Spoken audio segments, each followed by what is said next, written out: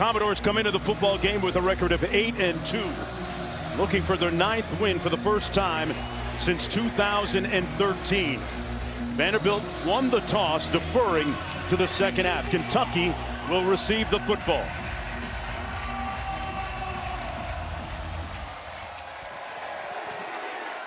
Toe meets leather on senior day. And the Wildcats will take the football, first down and 10 from their own 25-yard line. Redshirt freshman quarterback Cutter Boley has breathed new life into Kentucky this year. Folks, they've won 3 in a row just when it seemed, Roddy, that they were on life support. He is coming off of the best game that he's played so far, 236 yards against Tennessee Tech a week ago. And the big thing for him, he's got to take care of the football. 8 interceptions on the season to go with those 13 touchdowns. But he's physically talented, and he's continuing to grow as a starter. Seth McGowan in the backfield beside Boley. Law in motion, their leading receiver. And that's going to be McGowan, brought down right near the line of scrimmage by Miles Capers. No gain on the play. It'll be second down and 10. The Kentucky offense is going to want to run the ball with 2 really good running backs. You just saw Seth McGowan, but also Dante Dowdell we'll see a lot as well. Taking some of the pressure off of Cutter Boley is going to be imperative, because Vanderbilt with a really exotic look, everybody around the line of scrimmage right now. On second and 10, Caddis in motion. Boley drills it complete out to the 31-yard line to Boyer. That's a gain of 6 on the play. It'll be third down and about 4 to go. Nice job by Cutter Boley of getting the ball out quick. Now they're going with a little bit of tempo. This is something that he really enjoys. They made a substitution, slowed him down a little bit. But those tight ends, you just saw Henry Boyer catch a pass. Those tight ends become really big for them on third down. McGowan in the backfield. Play clock down to 10.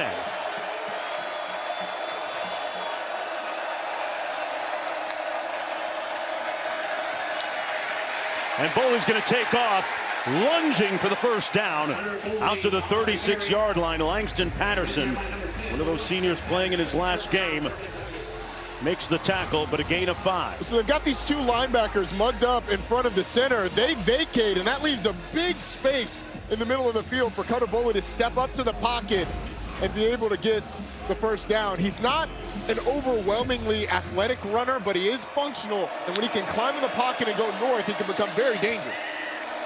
Dante Dowdell in the backfield now. Dowdell takes it. A one-tackler miss and makes it out near the 39-yard line. Pickup of 3. It'll be second down and 7. Dowdell, a transfer from Nebraska, began his career at Oregon. There's a look at the particulars on him, and he's a little bit of a change-up guy, right, Roddy, in terms of speed compared to McGowan? Both of these 2 backs are big physical backs. Dante Dowdell, 6'2", 227 pounds. Seth McGowan's not small with 6'1", 215. Dante Dowdell reached 21 miles an hour on the GPS this year. He's moving when he wants to. That time, nowhere to move to. His forward progress out to the 41. Longwell and Davis making the tackle on the play. There's a look at the dual approach they use at tailback. And that's a lot of productivity, close to 1,200 yards between them. Yes, it is, and 15 touchdowns. But these are the types of third down situations that become tough. We saw the look that Vanderbilt gave on the first third down, where they had those 2 linebackers over the center, dropped them both out. Not a huge pressure team, but they will bring it from some different places and change the picture on Cutter Boley post-snap. Steve Gregory leads an NFL-style defense for the Commodores, and that time it was on point. Loss on the play as Kendrick Law was brought down by Fontenette, and it's fourth down coming up. Brandon Fontenette just does a really nice job. He's right here. He's just going to defeat the block as a blitz comes up the middle. But it's a nice job by Fontenette. The point of attack, that block is the most important block to get, so you can get somebody, you can get the receiver started. When you can't do that, and it ends up in a tackle for loss. Martell Height back deep. Aiden LaRosse standing on his own 24 to punt. They almost got to him. Perilously close. And a fair catch called back at the 29. Bounces out of bounds near the 26-yard line. Well, coming up at 7:30 Eastern on ABC and the all-new ESPN app. The final game of the tripleheader, number 20 Tennessee takes on Florida in the Swamp. This Vanderbilt squad goes to take on Tennessee next week in Knoxville to finish out the regular season. And now we get our first look at Diego Pavia. You look at all the accolades that he's up for in terms of his candidacy. The one that looms large that he wants to check that box is that trip to New York for the Heisman Trophy ceremony. He's going to hand it off on first down. That's Alexander. Takes it out near the 30. This is an offense that has in the past been a ball control offense, but Diego Pavia has played so well the last few games that they're starting to evolve to a tempo outfit that's trying to get Diego the ball as much as possible. That is mom, who has obviously loved watching her son play and is watching him for the last time in this stadium. On second down and 6 with Antoinette, his mom and family watching. Diego Pavia brought down by Rayner. Look at mom, Antoinette Padilla. Got a good look at his family members prior to kickoff today as part of the senior day ceremonies.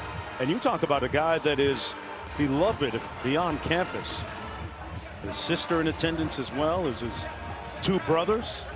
I would imagine they had some very competitive games of football, pitch and catch, basketball, whatever, around that household. I would certainly say so. These third downs, Eli Stowers is a guy that they really like to go to at the tight end position. Keep an eye on number 9, their leading receiver. Pavia in the middle of the field, complete out to the 45.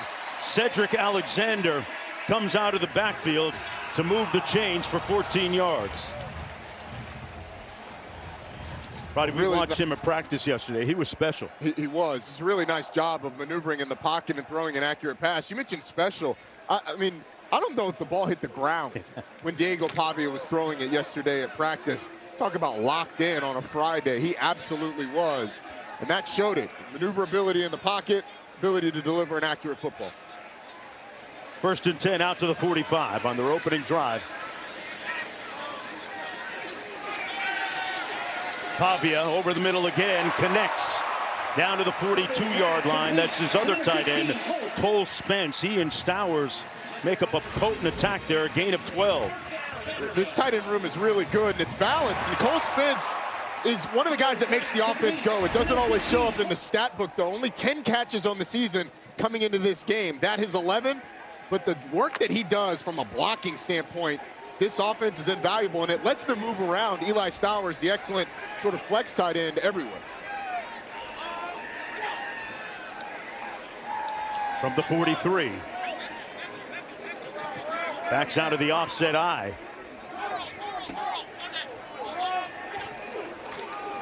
They just get it off in time, and that's going to be Alexander. Nowhere to go, Roddy. You don't see much of the offset eye these days. Clark Lee in his 5th season on the sidelines here in Nashville, and I don't think you can overstate the profound impact of the transformation he's made, both on the field and mentality-wise with this program. Their 9th win today would be their first 9-win season since 2013. He's told his team that everything we want is right in front of us. Looking to win out. Pavia connects to Sherrill, and Sherrill plows his way inside the 30 for another Vanderbilt first down. He picked up 13. Well, this is sort of the magic of Diego Pavia. He's going to roll this way, and then you're going to get Junior Sherrill, who just hooks up. But 2 players end up going with the running back out of the backfield. he just kind of puts David Rayner in a little bit of a bind. Am I going to throw it? Am I going to run it? Am I going to try and juke you? Am I going to try and run over you? Then he dumps it to Sherrill, and you get the first down. Stoops' team has hung its hat mostly on its defense this season. Right now backed up a little bit. Pavia surveys, dumps it out of the backfield to Cole Spence, the tight end. Got a good block down the sidelines, but a flag thrown at the 19-yard line. Let's see if this play stands or not. Bryce Henderson giving himself a checkup from the neck up. Hit himself in the helmet. He's going to get caught for a little bit of a hold. Just got the hands a little high. Ended up with a pancake, but I think if you hold and pancake, that nullifies it out. Holding. Offense number 55. 10-yard penalty in the spot of the foul. Be sealed, first down. So it negates the 13-yard gain. It'll come back. Welcome everyone on a radiant Saturday afternoon here in First Bank Stadium in Nashville. I'm Mark Jones alongside Roddy Jones and Quint Kesnick down to the field. Vanderbilt at 8-2, looking to win out to maintain potentially its hopes of making it to the college football playoff, taking on Kentucky, who suddenly come alive, winners of 3 consecutive games. It's the Commodores on their opening drive of the football game. Diego Pavia takes it down on the option to the 25. He picks up 5. Rayner and Olds making the tackle for the Wildcats. Vanderbilt's put together a nice first drive. It's been a mixture of the run game, mostly the pass game, though. Diego Pavia converting on a couple of third downs. We've already seen a little bit of the Pavia magic. Hasn't gone full magic yet, but Clark Lee certainly pleased with the way this offense is going so far early in this one. Pavia, one of the most compelling figures in all of college football. Former 0-star recruit coming out of high school.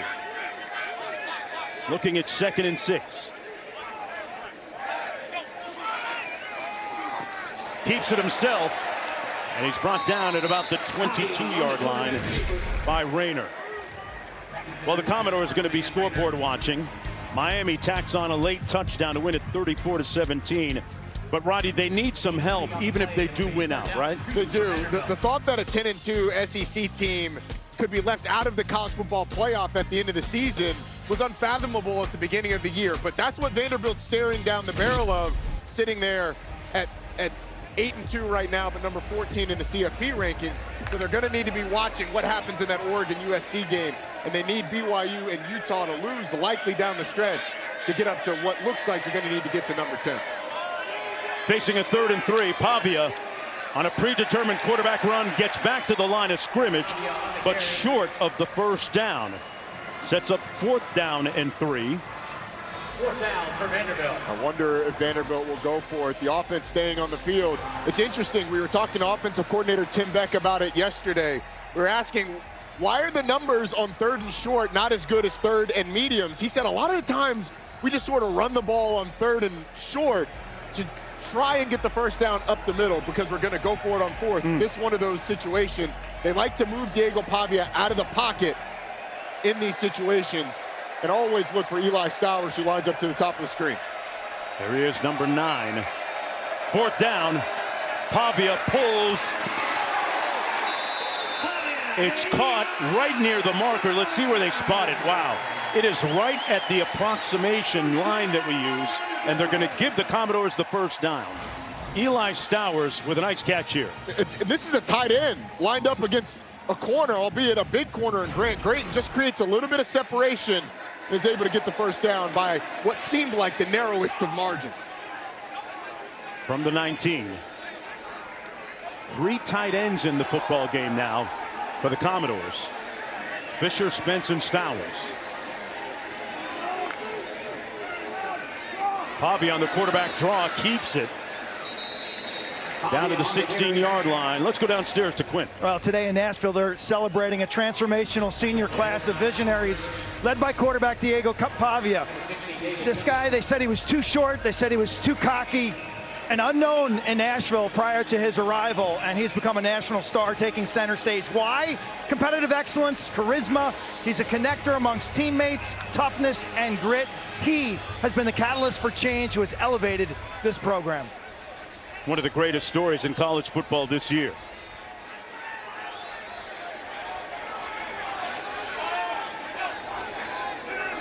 Direct snap on the Wildcat.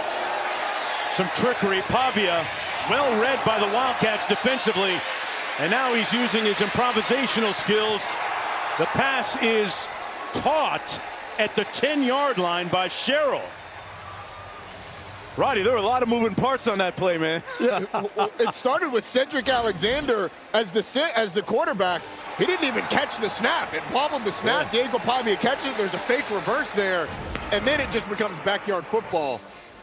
And honestly, that's when Diego Pavia really separates himself. All right. An eligible receiver downfield, number 55, offense, 5-yard penalty, still second down. The previous play is under further review. Right, so they're going to review the previous play, and while we do that, no review. We're going to take a break. Second down.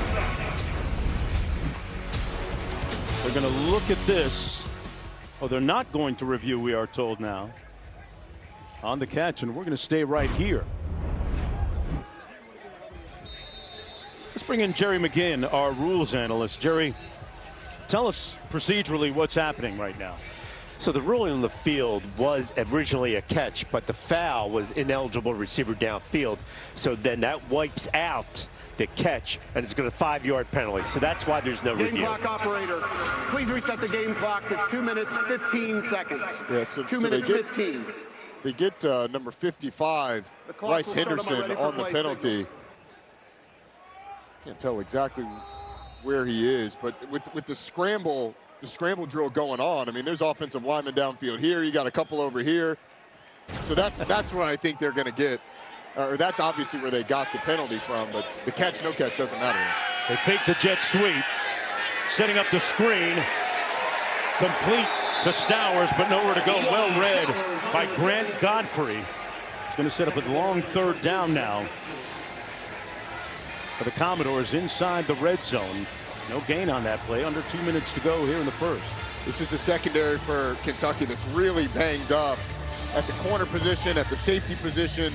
I mean, they are really thin there and having to play some guys out of position. But so far, this secondary has held up well.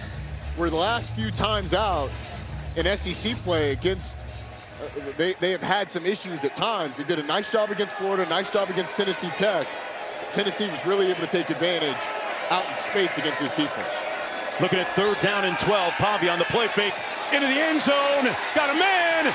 Incomplete, intended for Hudson. Knocked away at the last moment. And that was extremely close. Grant Great in the corner, one of those guys that's filling in. The true freshman is naturally a safety, but that was close. Trent Hudson had it drop in the bucket, had a chance to catch it. But Grant Grayton recovering and being right there probably threw him off just a little bit. The ball's incomplete. Roddy, Kentucky has those long corners, both of them at 6'3". Might have helped a little bit on that play. This is Brock Taylor coming in to attempt the field goal from 39 yards out. On the season, he's 9 of 10, and he gives the Commodores a 3-point advantage with 1:05 to go in this opening quarter. Coach Clark Lee said that he has enjoyed the beauty in the struggle, getting trounced in years 1 and 3, and here they are now at 8 and 2, looking for their 9th win of the season. Back after this.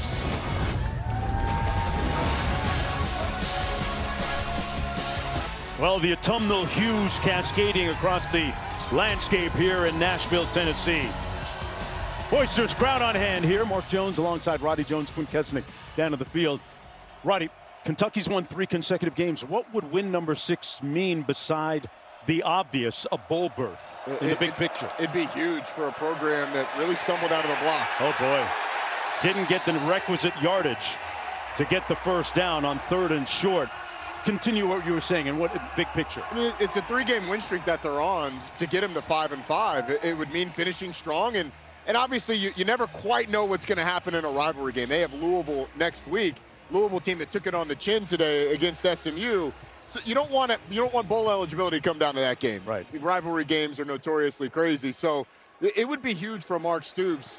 And a season where they didn't start great to finish strong and get to bowl eligibility. Yeah, stumbled out of the gate, went through a 4-game losing streak before winning the last 3. And we're going to have a procedure penalty here. False start. Offense, number 84. 5-yard penalty. Still 4th down.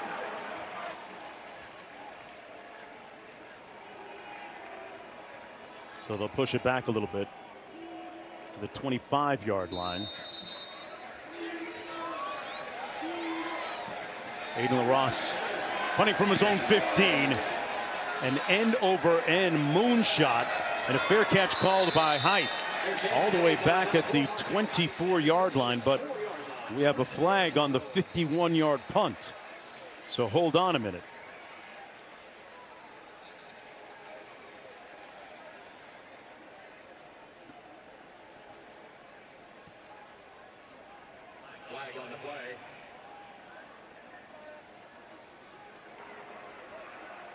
During the kick, holding on the receiving team, number 12.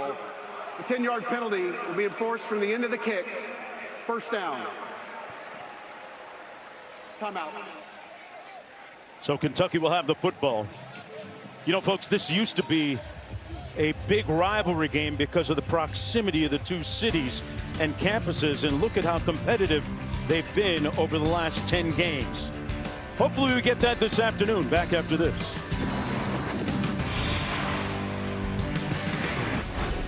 This is the SEC on ESPN. You're watching ESPN College Football presented by Chili's. Commodores with the football from their own 14-yard line. Mark Jones alongside Ronnie Jones and Quinn Kesnick down to the field. On the sweep, Trey Richardson picked up 5 yards at the end of it out to the 19-yard line. Richardson, one of the fastest players on that offense. 5'10" junior from Topeka, Kansas. On 2nd down, Pavia delivers complete at the 31 to Sherrill. We're going to mark his forward progress at the 29, though. Grant Brayton making the stop. A gain of 10. They'll move the chains, and Vanderbilt playing with some tempo now, Roddy. Yeah, they certainly are. They're getting stopped by the officials, going a little bit slower. I don't think they substituted, so I don't know why exactly they would have slowed him down, but yes, the tempo going. Pavia incomplete. He's now 8 of 10. On that opening drive, he went 6 for 7. Sets up a 2nd down and 10. He is one of the most charismatic players you'll ever meet on a college football field. Pavia, a wrestler at heart. Says that Baker Mayfield is one of his inspirations. Another guy that didn't have a lot of offers and no offers coming out of high school, ended up a 1st-round pick.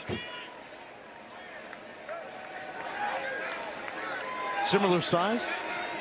It's a good question. I have to see them stand next to each other. based on seeing Diego yesterday, I think Baker Mayfield probably a little bit taller. Downfield, Pavia got a man in stride. Richardson, touchdown, Commodores.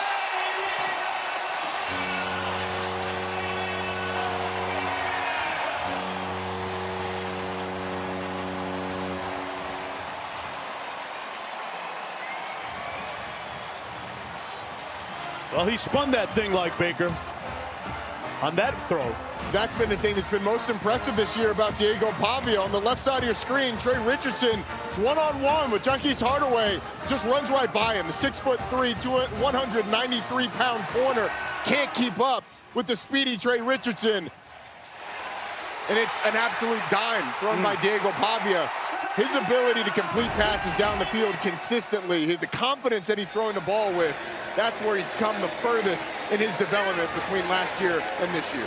For Richardson, that's his 3rd touchdown catch of the season. For Pavia, his 22nd touchdown pass of the year, and that was a career long for Richardson. 10-0.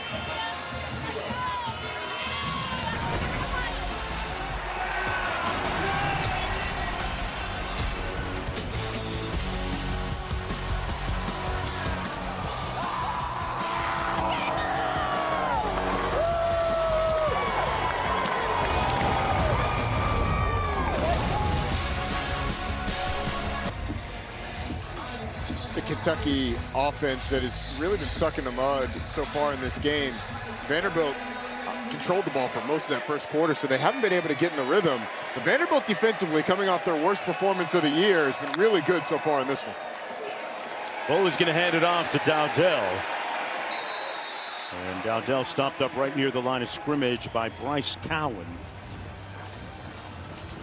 Coach Stoops, the longest tenured coach in the conference, in his 13th season on the sidelines, and his team with a rebirth after that game against the University of Mississippi when Boley took over.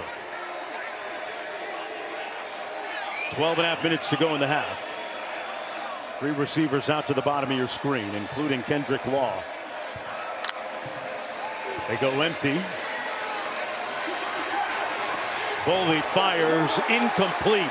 Broken up nicely at the 38-yard line by Jordan Matthews, the Tennessee transfer. And quickly it's 3rd down and 10 for the Wildcats. The throw felt very dangerous.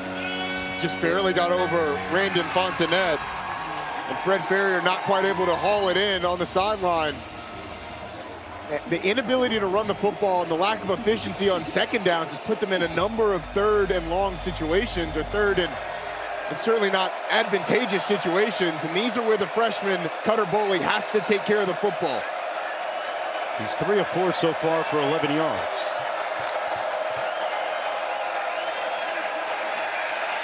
Boley buying time. Incomplete at the 27-yard line. McGowan couldn't squeeze it. And it's a quick 3 and out for the Wildcats offensively. Roddy, they talked about the importance of trying to generate some rushing type yards through passing plays, but we haven't seen a ton of that yet. No, we haven't, but watch the route from the top by J.J. Hester. He's going to come open pretty early on, and Cutter Boley just doesn't deliver the football. If he gives Hester the ball, he probably has a chance to get the 1st down. He's going to need to run through a tackle, but the freshman got caught up on another progression, didn't get back to that crosser. It probably cost Kentucky a shot at the 1st down. Ross with the nose of the football down, an end-over-end punt back to Martell Height at the 22. And Height out to the 31-yard line, a 9-yard return on that 53-yard punt. Vanderbilt will have the football again here in the home of country music.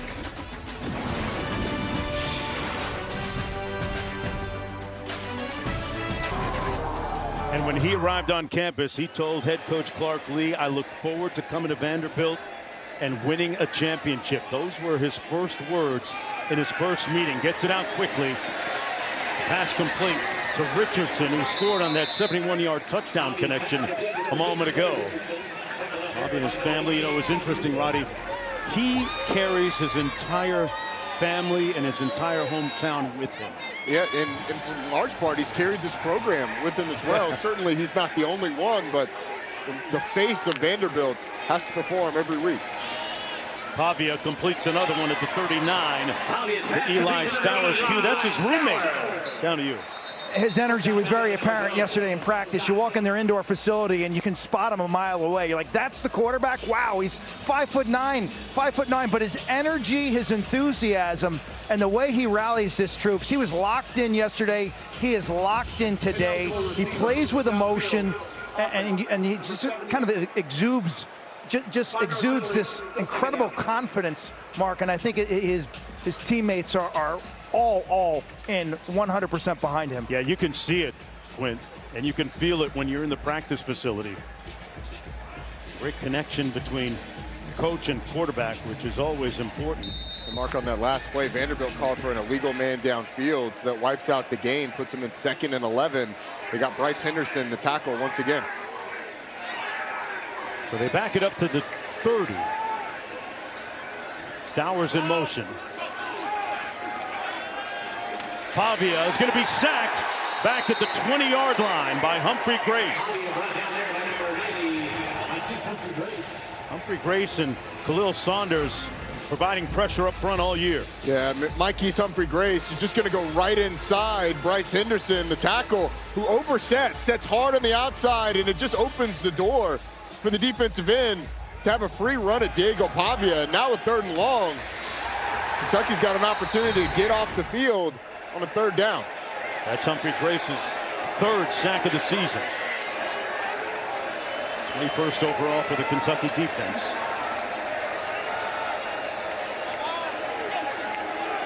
Commodores have to get to the 41. Pavia comes underneath on the pass, complete to Sherrill.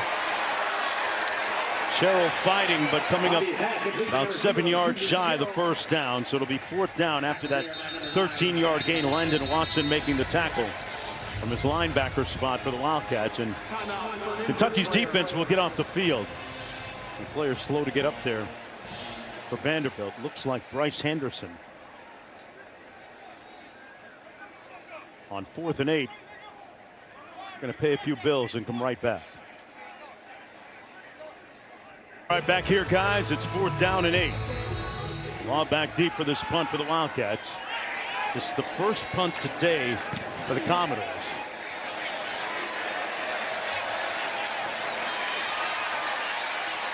Law escaped a couple of would-be tacklers, then finally hit at about the 25. There's a flag down on the play.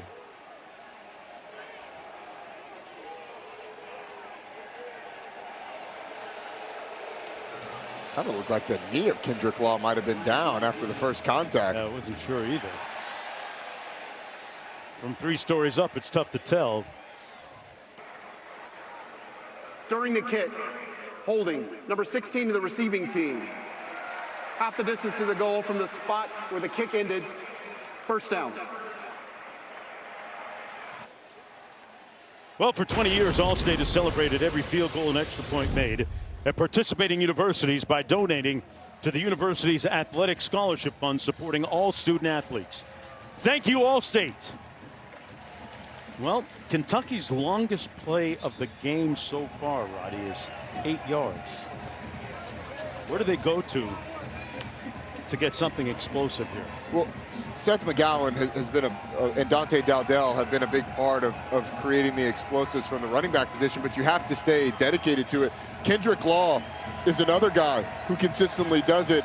The other receivers that have created big plays at times this year just hasn't been consistent, but they do have some speed out on the field with DJ Miller, the freshman, who's one of the fastest receivers they have. That's number 7 in white. Law in motion to the top of your screen. Law the target, incomplete, way off. I think that thing was tipped, Mark. I think it was tipped by Randon Fontenette.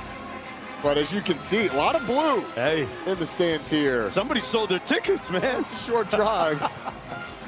Lexington down to Nashville. Nashville, always a trip the opposing fans love to make. Nice easy drive on a Friday night or Saturday morning. 180 miles in all. 2nd down and 10. Going to keep it on the ground with McGowan. Not quite explosive, but pretty good. Close enough to the 1st down. Stone making the tackle on the 9-yard pickup. How does an Arkansas jersey get in the middle of all that Kentucky blue? I think he's probably here for a bachelorette party and just decided to go to the game. That's a good call. Or he took a wrong turn when he was trying to head to Austin. He might be lost. Good place to get lost, though, in Nashville. 3rd down and short.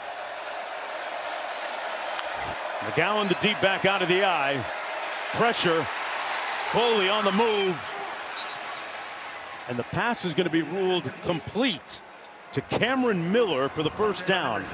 Picked up 5, and Boley showed a lot of poise that time. Yeah, we talked about the functional mobility of Cutter Boley. He's got a free runner coming right at him. He's able to escape, deliver an accurate football to convert on 3rd downs. Really nice job by the freshman quarterback. He had a good run last week against Tennessee Tech, where at the end of the run, he finished it off pretty well by lowering his hat. There was a decision to be made by a defensive back from Tennessee Tech, whether or not he was going to try and tackle Cutter Boley or get out of the way. He met him. Yep. Let's just say the 6'5", 220-pound quarterback got the better of it.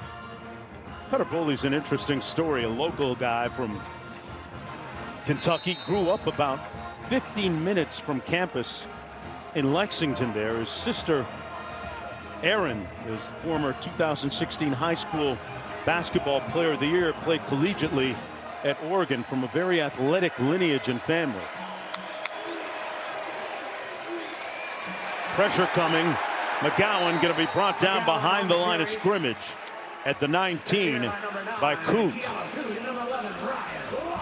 He's second down and 11, loss of 1. CJ Hurd from his safety position came absolutely screaming down the field. They got Pavia flags too? Wow. Can buy it at their merch store, I think. Yes, so. Second and 11. A lot of bodies around the line of scrimmage for that offensive line to sort through. Pass tipped at the line of scrimmage, harmlessly incomplete. CJ Hurd got a piece of it. And you might have heard that they were bringing some pressure today on Kentucky. Well, CJ Hurd and Langston Patterson get immediate pressure on Cutter Boley. This is what they want to do to the freshman quarterback. Put a lot of bodies up near the line of scrimmage. Try and confuse him. Try and get some pressure on him. Make him feel uncomfortable. And make him feel like that Vanderbilt defense is living in the backfield. They've done that so far.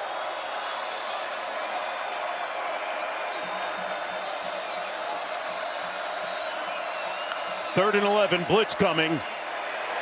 And they got to him. Boley sacked. And they lost a lot of yards. Marlon Sewell was the first one to arrive at the quarterback. And he had a little bit of company too. He blitzes from about 10 yards deep towards the right side of this offensive line. You're going to get the defensive end going that way, tackle going inside, and then Marlon Sewell just comes screaming down the field right at Cutter Boley. There's nothing you can do because of the bodies they had on the opposite side. The offensive line's going to the field, and then that safety blitz from the boundary gets home. That was one of those "I'll meet you at the quarterback" blitzes dialed up by Steve Gregory, who says that one of his influences coaching-wise is Brian Flores, former Dolphins head coach. Fair catch called back at the 40-yard line. It'll be 1st and 10 after Height fields the punt of 51 yards. I'll tell you what, they got all kinds of Pavia merchandise. Team Pavia showing up big today.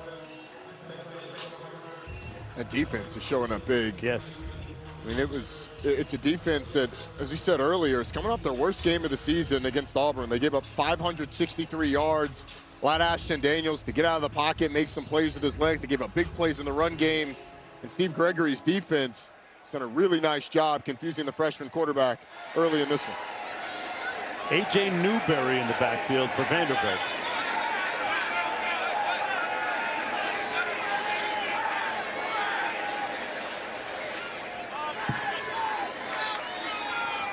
Pavia keeps it after faking the jet sweep and makes it up close to the 44-yard line. That's where they'll spot his forward progress. Picked up 4, setting up a 2nd down and 6. There's things that Diego Pavia does where you're like, how did that just work? Because he looks like he's going to bounce that outside. Does like a kind of half-hearted spin move to get back in behind his blockers. Hits a blocker along the way and then picks up 5 yards. Yeah, so instinctive. It didn't look pretty. It certainly didn't look like it was going to work, and yet positive play. Out of Albuquerque, New Mexico. Pavia staring at 2nd down and 5. They go empty. Steps up into the pocket and is dragged down at the 40-yard line by Humphrey Grace. That's his 2nd sack of the afternoon. So they get to Pavia.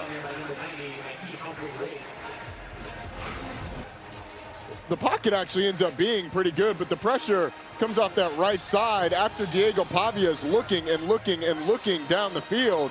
Eventually, the defensive linemen just keep working and working, and Mike's Humphrey Grace ends up getting there. Look at Brad White, the defensive coordinator on the sideline. His defense slowing down the Commodores so far on this drive. Under 6 minutes to go, 3rd and long. A short blitz off that right side to the top of your screen.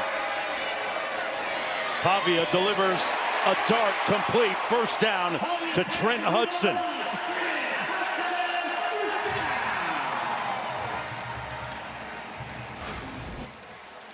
It's a nice job by Diego Pavia. Sees the way the coverage is rolling, looks back to his left, and delivers an accurate ball on third down.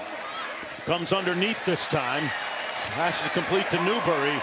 And Newberry moves the chains again inside the 30, down to the 28.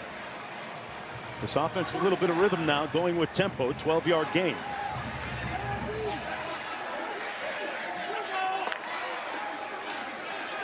Pavia rolls right. Wide open at the 20-yard line. His receiver, Tristan Brown. And he picks up another first down. Gain of about 13 on the play. And Eli Stowers on that play took two Kentucky defenders' attention, and it left the receiver on the boundary wide open. Timeout. Kentucky on its heels right now. Shaken. This will be a 30-second timeout.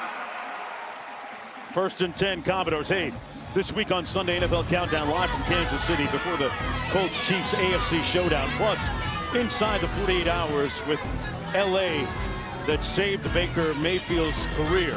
And Randy's best catches of the week in You Got Moss. Sunday NFL Countdown, 10 a.m. Eastern on ESPN. And then Monday Night Football, Week 12. Panthers, 49ers, 8 Eastern on ESPN. Deportes and the all-new ESPN app. Peyton and Ely on 2. Coverage kicks off with NFL Live at 3 Eastern. Then Scott Van Pelt and Monday Night Countdown crew at 6 Eastern. On the left there is offensive coordinator Tim Beck, who was with Diego Pavia for a couple seasons at New Mexico State before they both relocated here to Nashville for the Vanderbilt Commodores. And Tim Beck told us that Diego really likes the tempo, and because of the effectiveness of him throwing the ball, they are much more of a tempo team than they used to be. Great point. He's connected on 8 of his last 9. Pavia overshoots his intended receiver on the sidelines. Trey Richardson, one of his favorite targets. It's the first inaccurate pass I've seen Diego Pavia throw in the last 2 days. That includes yesterday at their practice. Yeah. Surprised he hasn't hit Stowers on this drive yet. His roommate, a guy that has history with Pavia going back to his JUCO days at New Mexico Military Institute.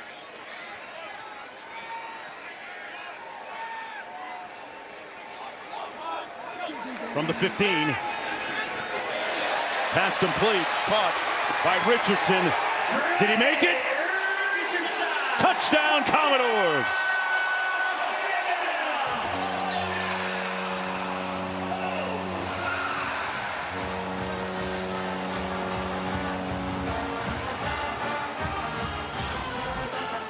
Well, there's 2 Kentucky defenders over here, over the 2 receivers for Vanderbilt, but you get a blitz off the edge, which makes it 1-on-2 on the outside, and the speed of Trey Richardson is going to beat the pursuit from inside out from the Kentucky defense the entire way. It's a really good job of Diego Pavia seeing that, and a nice job of Trey Richardson. Not sure if the ball crosses the goal line inside the pylon, but it doesn't matter because that leg hits the pylon, as you can see on the pylon cam. Kicked it. Whack. And once you hit the pylon with any body part, you get goal line extended. That means the ball just needs to cross the plane.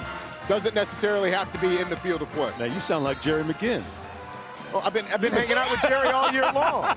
Hey Jerry, I didn't know you had a brother from another mother over here. Jerry. You've been eating with the officials during dinner time, huh? Is that right, Jerry? Hey, you taught Rocky well. He's our best student. Hey, look, when you have the sensei every week with you, you just sit there and learn. I am the young grasshopper, Jerry. Thank you.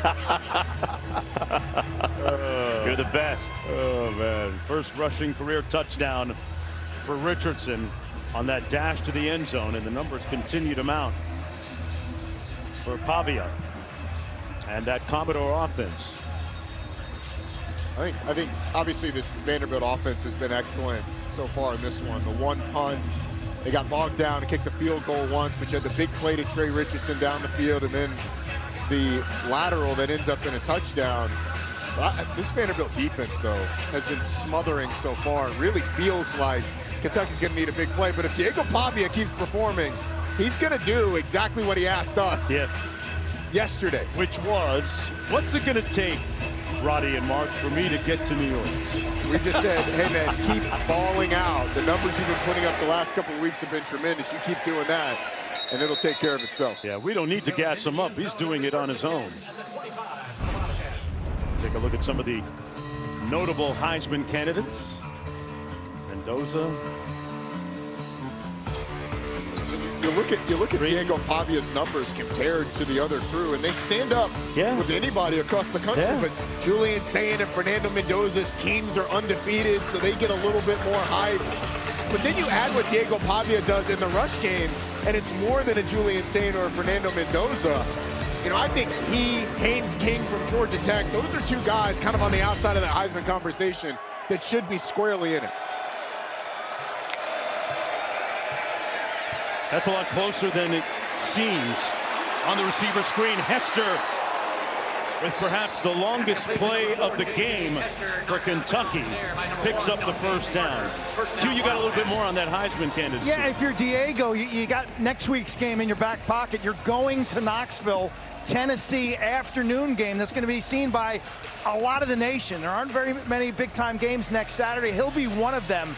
And if this Vandy Commodore team can get a win in Knoxville against an SEC rival, that would be huge. You get to 10 wins, and I think he'd have momentum towards New York City. A lot of groundswell for him. Blitz coming off the edge.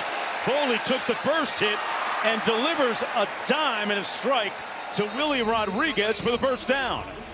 And somebody lost their hat. It was the quarterback, Boley.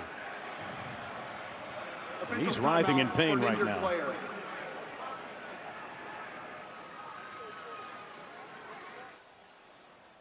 Cutter Boley down in the field being attended to by the athletic trainers. Remember, he took over after the game against the University of Mississippi. Started against Eastern Michigan, and here's how he took that hit. Oh, he ran into some friendly fire from Burton, his starting center. It was the corner blitz that sort of forced all of this to happen. Jalen Lackey comes free, hits Cutter Boley, who's able to break the first tackle, but at the pursuit of Zaylen Wood ends up getting to him. And that's a look at Zach Calzada, who started the season as the starter for Kentucky. You mentioned got banged up in that Ole Miss game.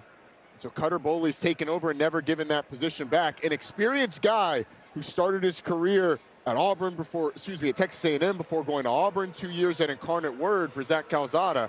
So he's been around. But this is a situation where you're certainly concerned about the health of Cutter Boley after that really awkward running into his offensive lineman. He maintained his poise under that heavy rush. The redshirt freshman has been imperturbable for most of the season, really maintaining his cool back there as he did on that last play, but took an awkward hit. It looked like his neck got twisted in taking that hit from Burton, his center.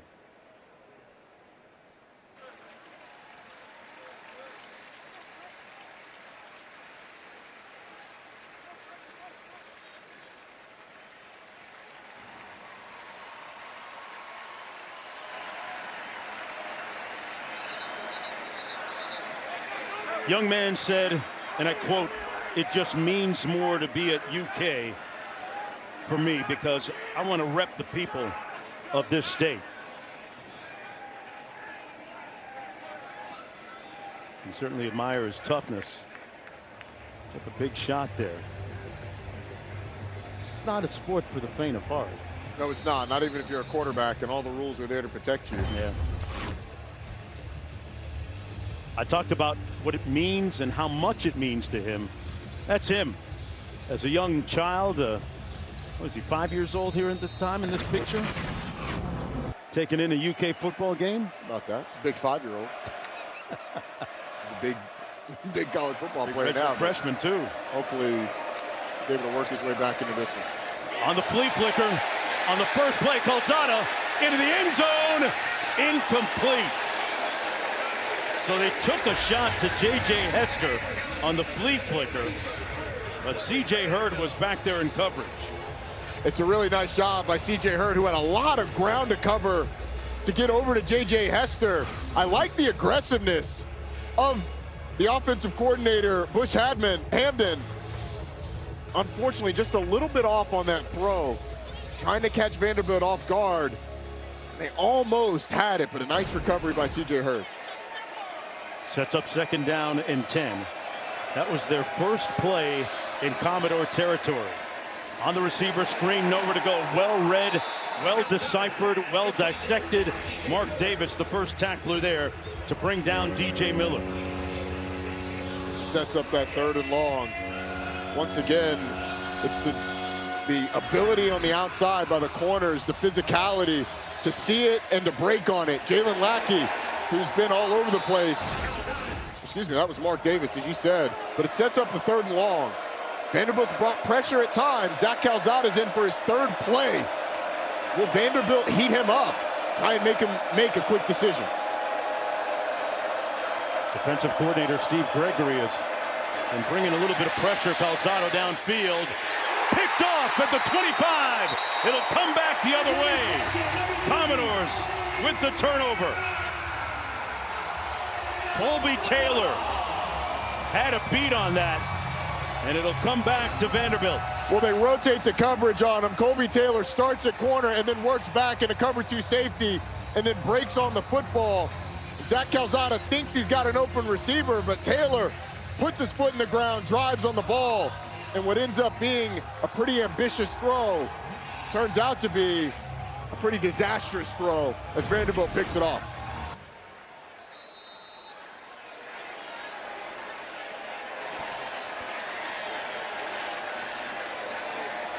All right, Matt, back here, 4th down and 1 for the Commodores. The direct Wildcat snap fumbled by Alexander, and they're not going to get the first down. The Wildcats will take over on downs. And perhaps the first pivotal game play that goes their way in this contest. I don't hate the decision by Vanderbilt to go for it. You've controlled this game and your defense has been great, but it's the 2nd time Cedric Alexander has been at the quarterback spot receiving the snap, and the 2nd time it's been bobbled. The first time Diego Pavia was able to catch it off the bobble. That time it ends up in disaster, and Kentucky has great field position. Sure do. Cutter Boley, we are told, has suffered a neck injury and is questionable to return. So Zach Calzada will be back in the football game for his 2nd series. Q? Yeah, Cutter was throwing some warm-up tosses on the sideline, but he remains sidelined without his helmet on. This is Calzada, their original starter earlier in the year, Mark, a well-traveled righty veteran. I think he's 25 years old. He's been to A&M, to Auburn, to Incarnate Word here at Kentucky. 2 starts early this season. A chance for a little bit of redemption for the veteran. Yeah, he's getting his chance now, and he is letting it fly. On his first play in, went into the end zone, albeit incomplete. 5-yard gain on that pass and run to Kendrick Law. 2nd down and 5. McGowan in the backfield. Calzada complete. Down to the 28. C.J. Hurd making the hit on Gilmore, the 4th. Approaching a minute to play, a gain of 2. They're down at about 4 to go for the Wildcats. How big is the score here for Kentucky, Roddy? I think it's very big. Vanderbilt gets the ball first in the 2nd half. So not only is the score big, a touchdown would be huge. Bring it to a 2-score game. I mean, Vanderbilt got the ball with an opportunity to go up 4 scores at 17-0, but the stop on 4th down put Kentucky in a pretty good spot. Zach Calzada just gave a high five, looked like to Cutter Boley, who sprinted into the huddle. Now Cutter Boley in the middle of the scrum there with the offense. Could we see number 8 re-enter the game on this crucial 3rd down? Got his hat back on. I'll tell you what, if I'm Steve Gregory, the defensive coordinator for Vanderbilt, as soon as I see that, it's time to bring the pressure. Yeah. He just got knocked out because he got a hit. I think you challenge the freshman to stand in there with fire in his face and deliver the football. Let's see if Steve Gregory heats him up. 3rd and 4 for Kentucky.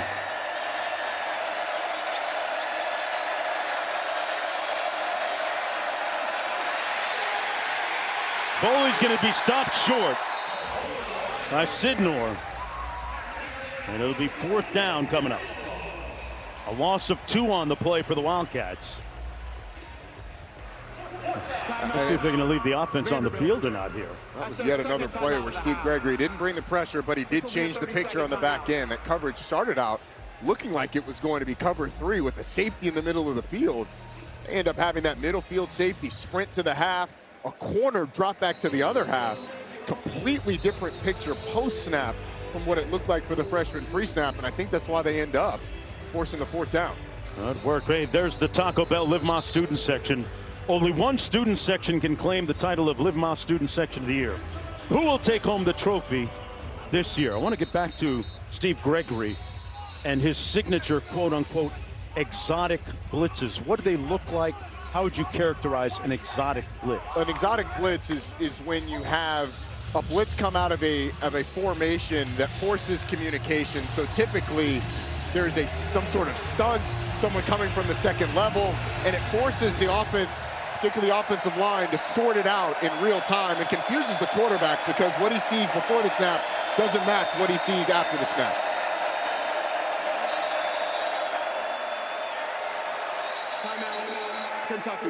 Kentucky going to call a timeout.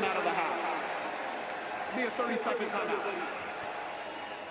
This defense, Steve Gregory has been very impressive so far.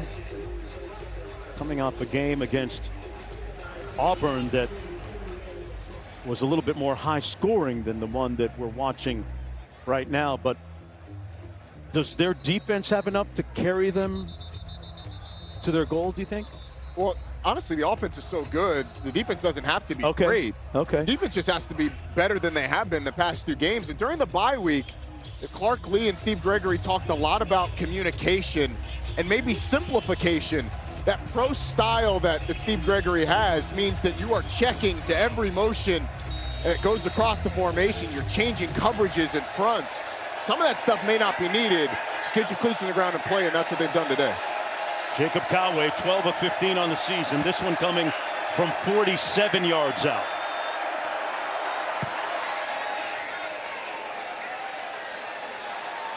And he got it just inside that right upright to get Coach Stoops' team on the board with 59 seconds to go in the opening half.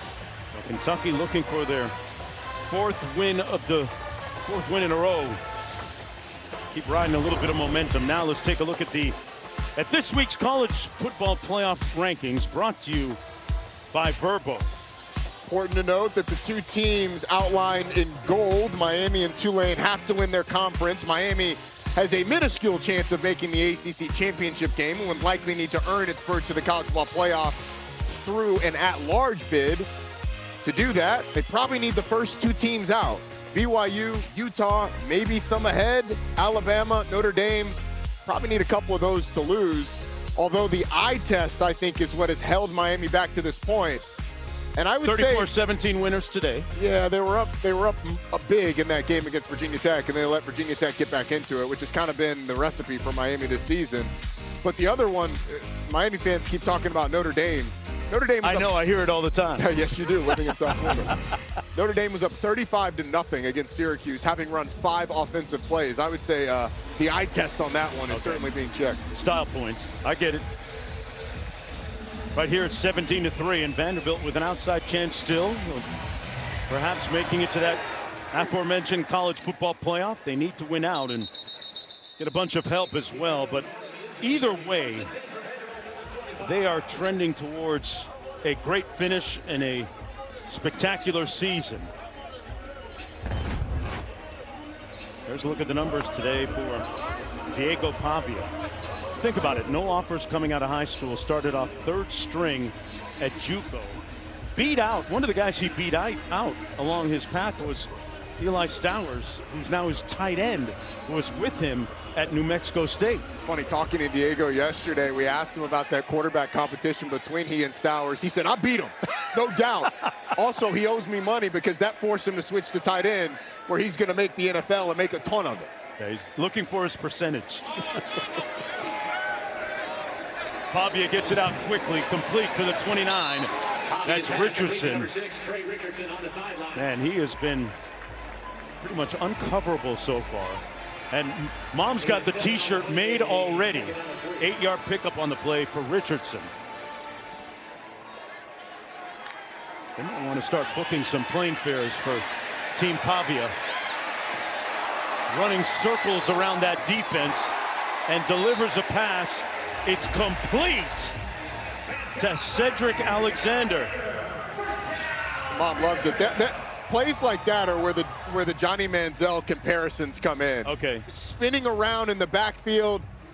Defender's got his jersey around the numbers. He's able to break that and then delivers an accurate ball on the sideline. I mean, that's where the Johnny football comparisons come from. The magic in the backfield, the improvisation, and how many times has he been in a tight quarters where he's able to just maneuver and get out of it and create a play? That's why he's so fun to watch. Great instincts.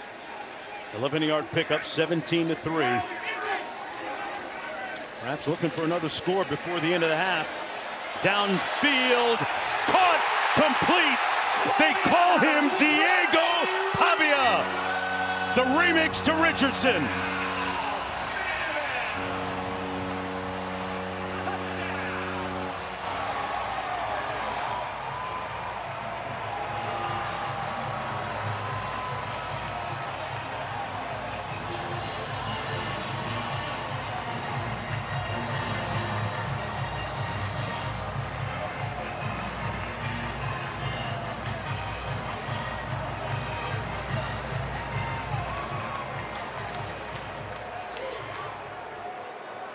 Incredible accuracy downfield to Trey Richardson, his favorite target today. That's 2 touchdown receptions for Richardson. And on senior day, you might want to rename this Trey Day. Richardson putting up numbers with the aid of Pavia. Well, they end up getting Trey Richardson on the safety. Quashid Scott ends up rolling back in cover 2. And it's a little bit of a switch release. Richardson goes here, and then you get a little rail route up the sideline, and Trey Richardson just runs right by the safety, who opens his hips to try and get to his landmark, then has to flip him and get up the field and just runs right by him. I mean, Trey Richardson, a guy who's hit 21.5 miles per hour on the GPS, a safety that's got his hips turned one way, has to flip, who's got no chance sticking with the fastest receiver for the Vanderbilt Commodores. And how about the throw again from Diego Pavia? Dimed him up. Tell you what, you shouldn't need a GPS to find Richardson. If you're coming to a Vanderbilt football game, you might want to get some seats in that Pavia section, because that's where the party's going on. Yeah, I have a feeling there's going to be a party somewhere else where there's going to be a Pavia section as well. Walk up to the velvet rope and say, hey, man, I talked to that guy yesterday. Can I get in there? Yes. And now a quick word from Verbo. 24-3, 38 seconds to go in the first half. And a dominant first half for the Commodores. And I think, Mark, you see why Clark Lee was calling those timeouts late in that Kentucky possession, trying to get the ball back, and he was aggressive with his offense. I mean, this is a team that could probably use some style points down the stretch, and they are making a statement today to the College Football Playoff Committee. They're opening up some eyes here. Pass incomplete, intended for Miller. Vanderbilt coming in with a record of 8-2. Looking for their first 9-win regular season since 1950. I mean, I don't even know how to accurately depict how impressive it is that you're doing something for the first time since 1915. No, I didn't do that game, Roddy. I wasn't gonna. Our producer Kim Belton did that. It was the one that hit that in our ear. The question is, did Kim do that game? Yeah, he might have done the game. Yeah. On transistor radio. Yeah, see, Diego Pavia. Gilmore the fourth with a reception, picked up 14. Boley out of the backfield, incomplete for McGowan. Stops the clock with 19 seconds to go. Keep in mind, Kentucky coming off an impressive win last week against Tennessee Tech, which had a 15-game winning streak. But even before that, it was a really impressive game against Florida a few weeks ago. They beat the Gators 38-7, able to create some turnovers. Pass complete at the 45. That's the tight end, Willie Rodriguez. And they got one timeout remaining. They're going to burn it right here after that 8-yard pickup. I love what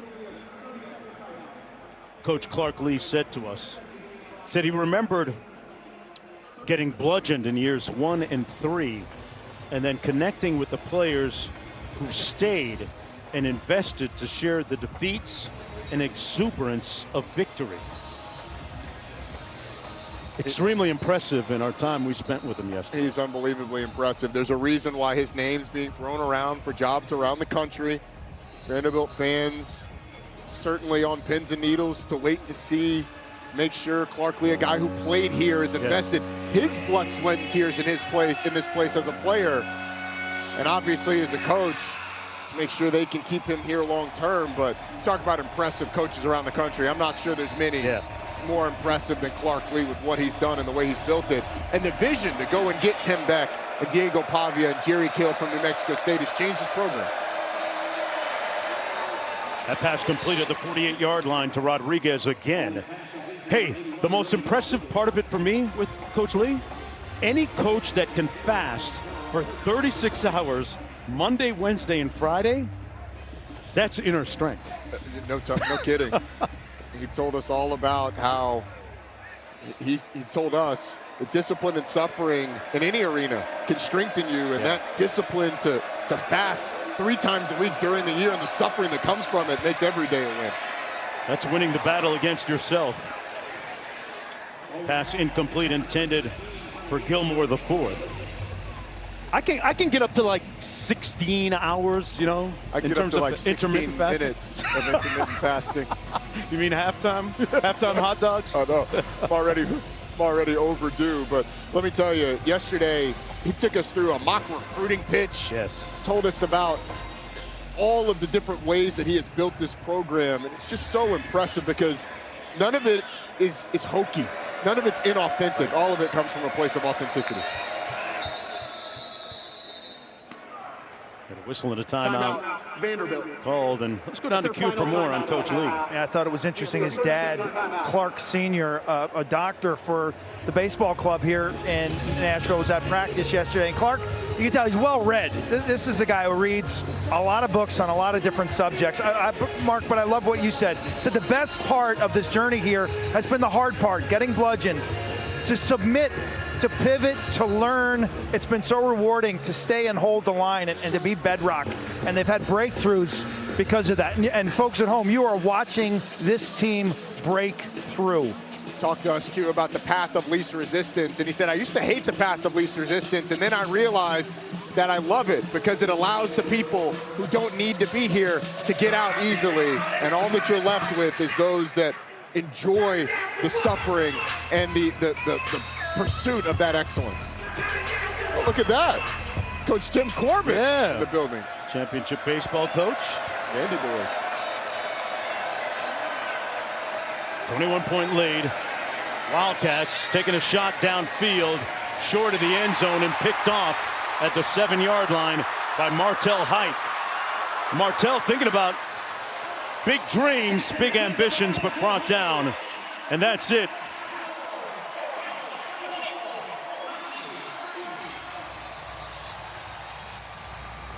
(24-3) halftime, and we got a little bit of chin checking going on near midfield after that interception.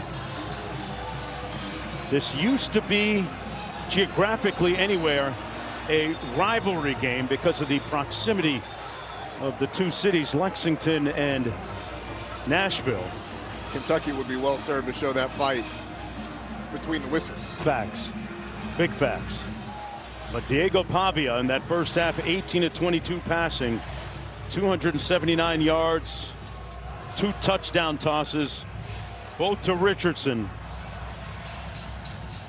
That Commodore offense rolling like a black Grand National right now as we go back to the studio for news, scores, and highlights. Guys? By Chili's. Under the lights here in Nashville, this is the SEC on ESPN as we get ready to start the third quarter play. Let's take a look at our player spotlight brought to you by Cintas, where the Commodores up 24-3, and Diego Pavia came out slinging, and he was red hot on senior day. 35 players walking today with their closest family members, and he represented the family. He's got 4 incompletions on the day, 18 of 22, 279 yards, 2 touchdowns. That considered a rush because it was a lateral, but 2 long bombs to Trey Richardson, who has 144 yards in the first half. And Diego Pavia, if you didn't think that his pursuit for the Heisman Trophy was going to kick into high gear today, and you hadn't been watching, because the last 2 games he's been over 300-yard passing and 21 yards away from topping 300 again today. He's been on fire. They might want to start booking some tickets for New York for that young man and his family. And they got direct flights from Nashville, right? Yes, direct. Of course, the way he's playing, it shouldn't be commercial. It should be PJ. I'm sure it will be, and much deserved. Commodores will have control of the football first. 1st and 10 from their own 25-yard line as we go down to Q. Clark Lee told me at halftime, relatedness is our edge. And in terms of defensive communication, he's really happy with what he's seeing. It was a point of emphasis for the Commodores during their bye week. And when he's talking about his communication on defense, it's echoing the call. It's using hand signals to communicate with players amongst it in the secondary, and it's using eye contact. So you see the call, so you're making the correct checks. Next time Vandy's on defense, watch the communication and see how visual and see how intentional it is, Mark. There's eye contact right there, face to face, eyeball to eyeball, chest to chest, but invariably coming from a good place, as you can tell at the ending. And I just want to wish Quint a happy 38th birthday? Might be 28th. 28th birthday. Happy birthday, Q.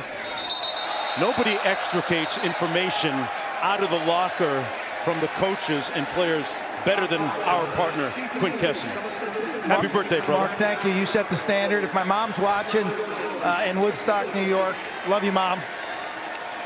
One of the best lacrosse players of all time, too. Of all time. And if you don't know, ask about it. Google that thing. Google it.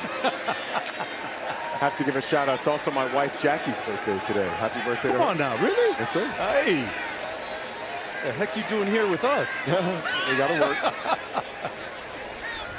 24-3.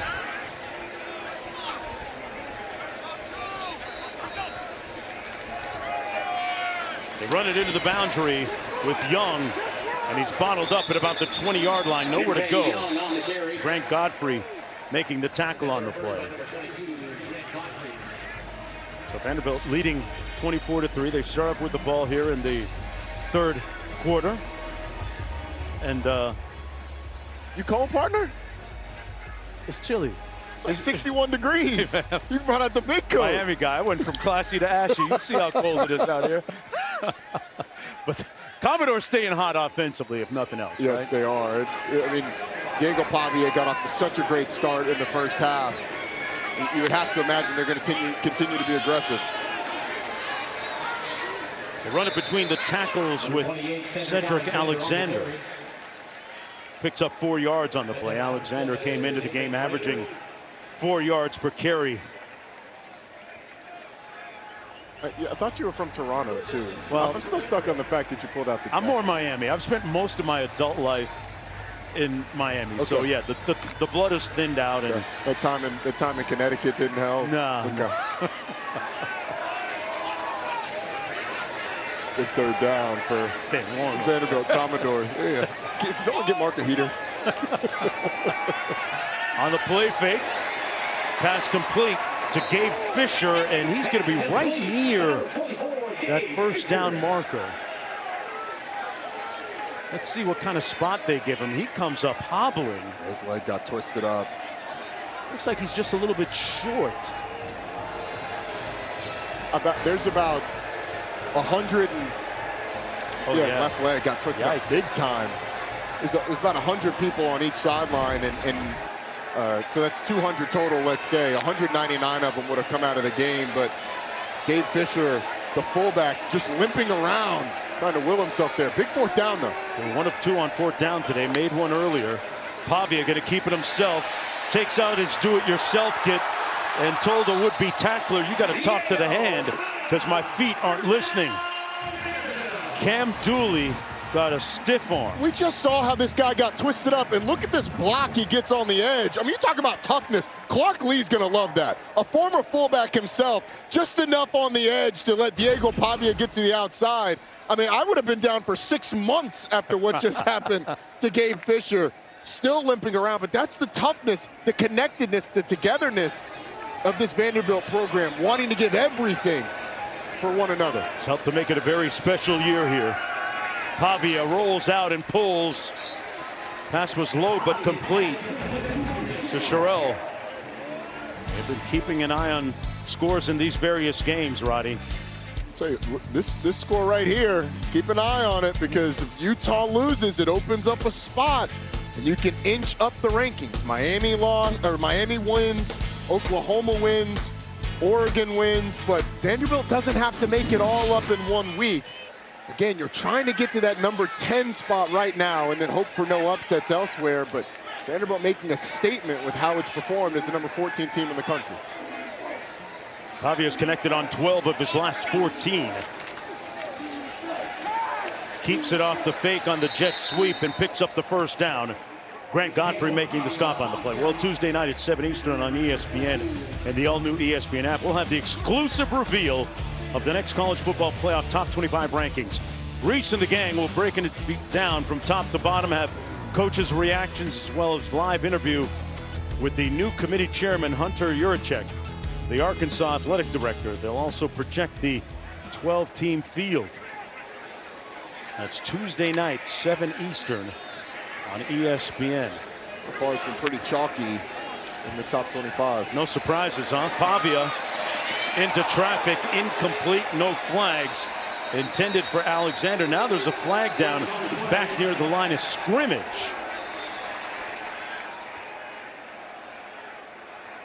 Pavia got some Kevin Costners down there, some bodyguards. Or maybe it's him breaking it up.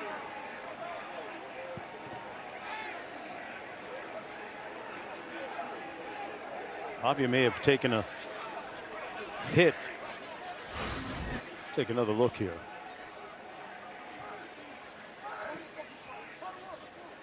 Number 92, Khalil Saunders, who hits Diego Pavia late, question mark?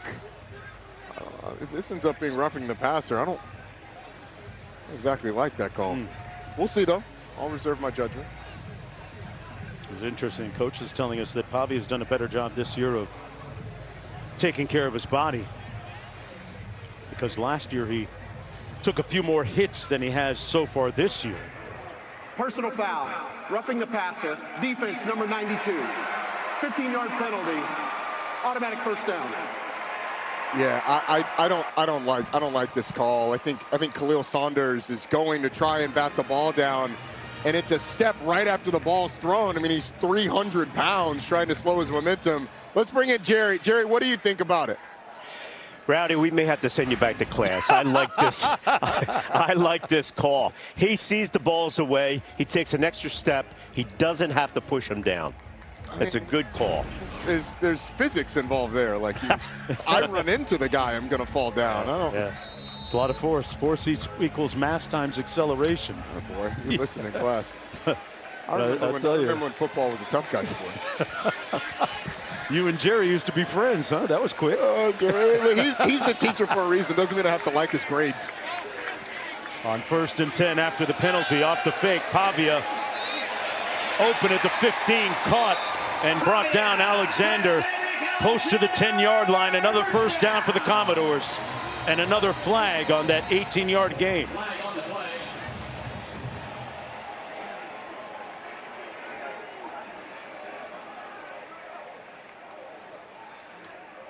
7.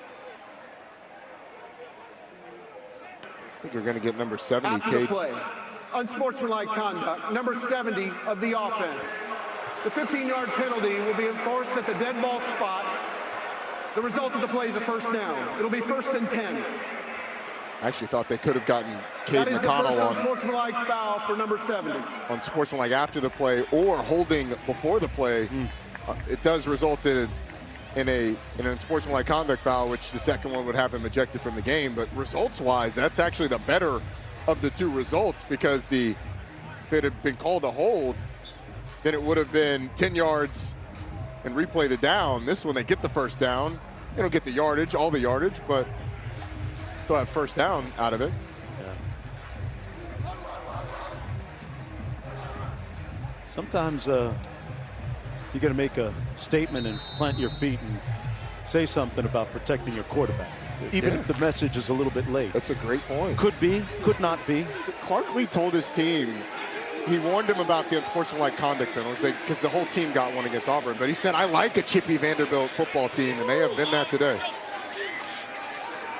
Newberry in the backfield. Pavia scrambling, tackled from behind at the 28-yard line. Wonderful pursuit by Gerard Smith II.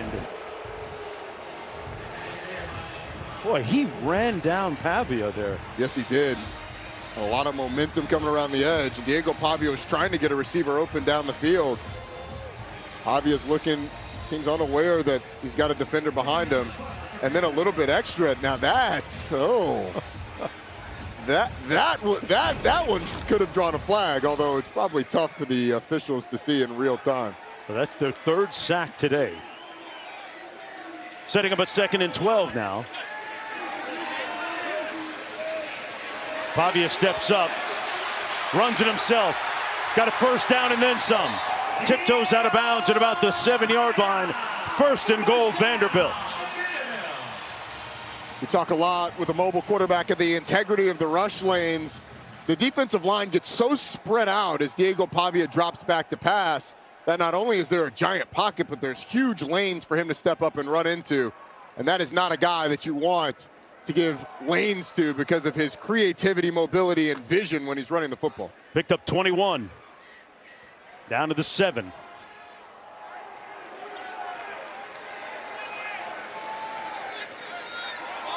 Alexander in the backfield. Pavia into the end zone. Caught. Sherrill. Touchdown. Pavia dropping dimes like a bank teller.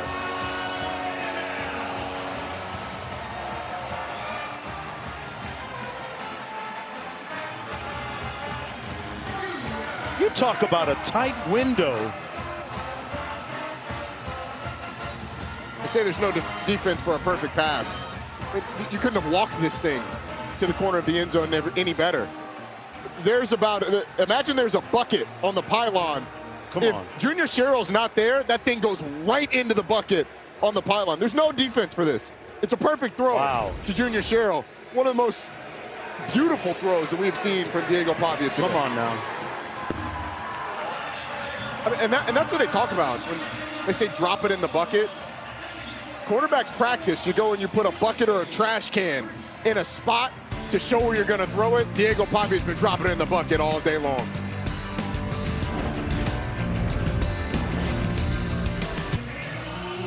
It really is great to see a community come together and rally behind a college football team, and to see the impact that it has on the greater community.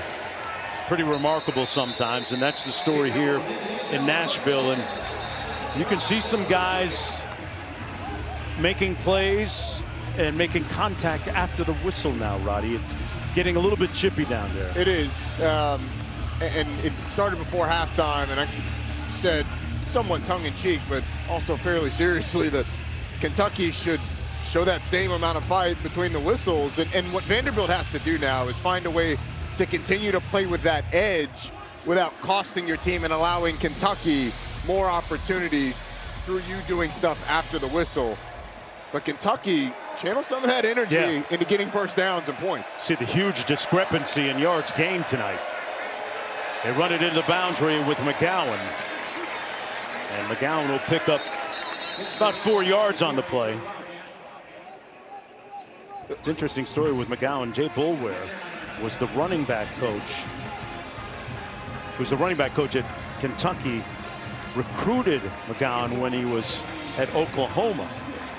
And the two of them have history and helped out on the journey here to Kentucky for that young man there.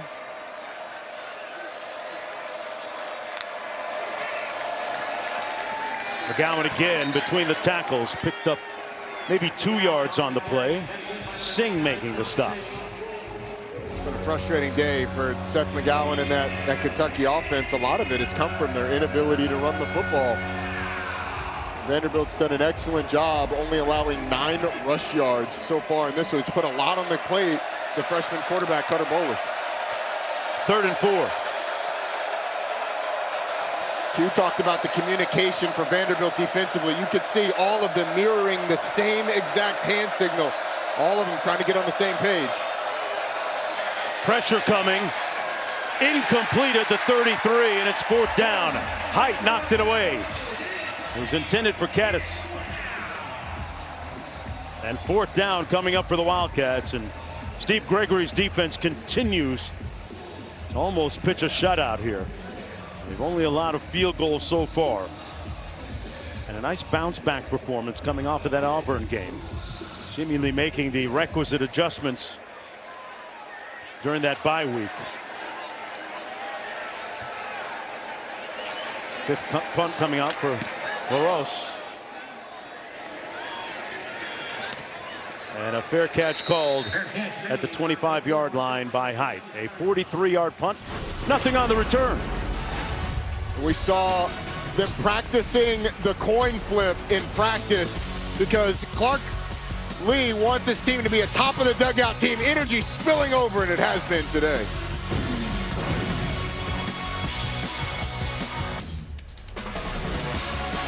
Please join us now as we remember and honor Alan Williams.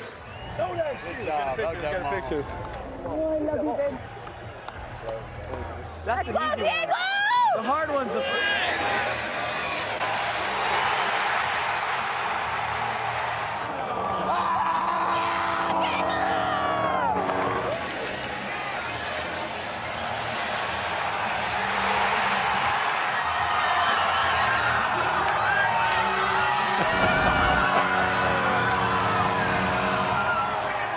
I tell you what, Mom burns a lot of energy and calories during these games, man. I mean, she's active. Usually these games are roller coaster rides for moms. What happens when the roller coaster never goes down? You just keep going up and up and up. That's what it's been today. It's been fun. Commodores are going up. So as Pavia checks it down underneath, and his tailback hurdles the defender. Young made like a high hurdler there. McKylan Young, top shelf. Junkies Holloway 6'3". McKylan Young's 5'10". How about that for athleticism? When it's your day, it's your day. Yes. And it feels like everything that Vanderbilt tries is working today.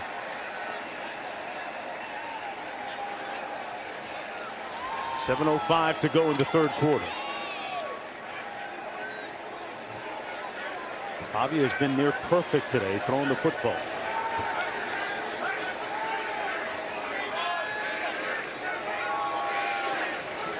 Clean pocket. Completes another one. Young broke a tackle, pushed out of bounds at about the 40. Strong run on McKylan Young. Picked up 6. Let's go back to the hurdle. And he goes up and over. And look at, that's how we all were. Jaws on the floor. Reaction said it all. Flag down in the backfield. Pavia scrambling, and another flag thrown near midfield.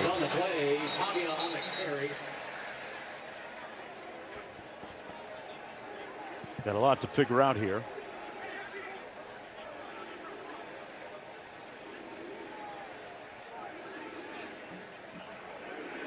There are 2 flags on the play. Holding, number 72, offense. Holding, number 7, defense. Those fouls offset. Will replay 2nd down.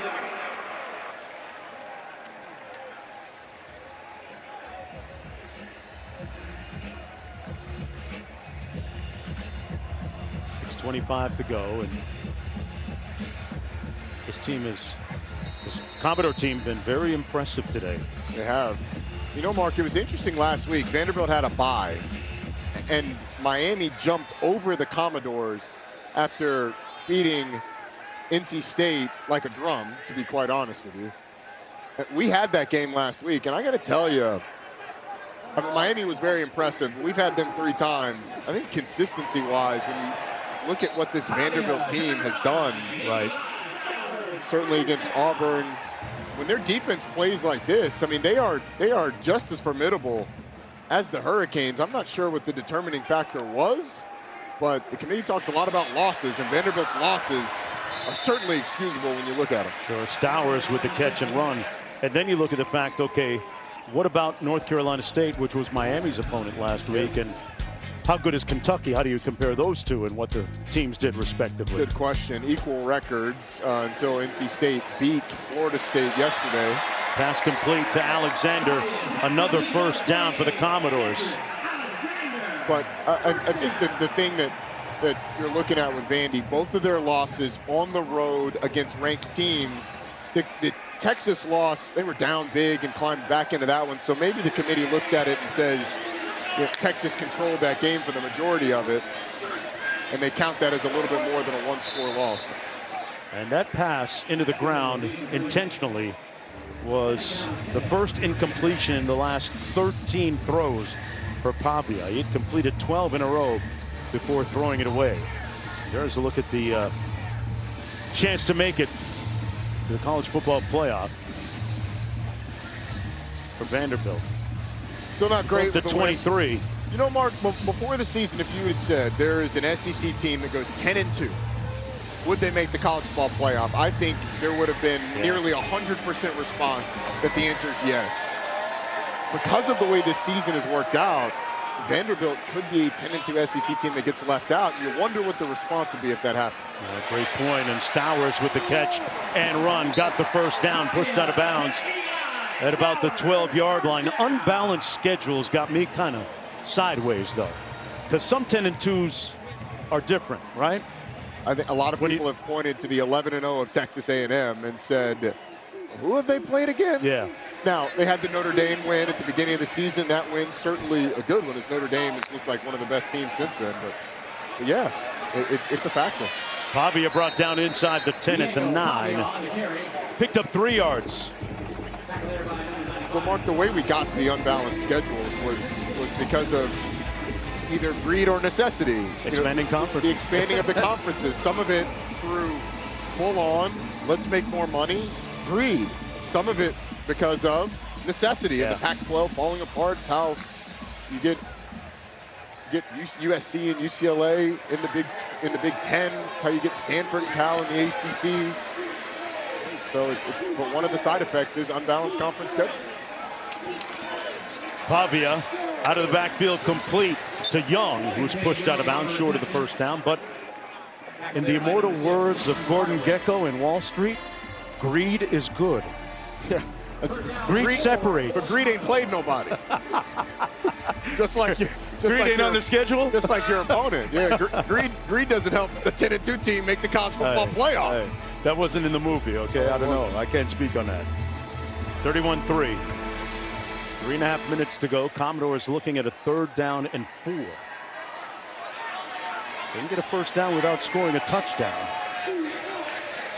And Pavia always a threat to run. Trips formation at the bottom of your screen. Takes it himself and scores it. Diego Pavia with another touchdown.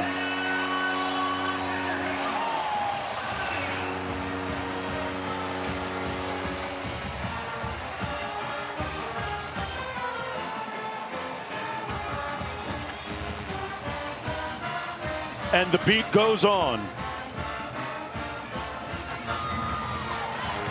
The guy has scored 11 touchdowns in the last 3 games, 4 of them today.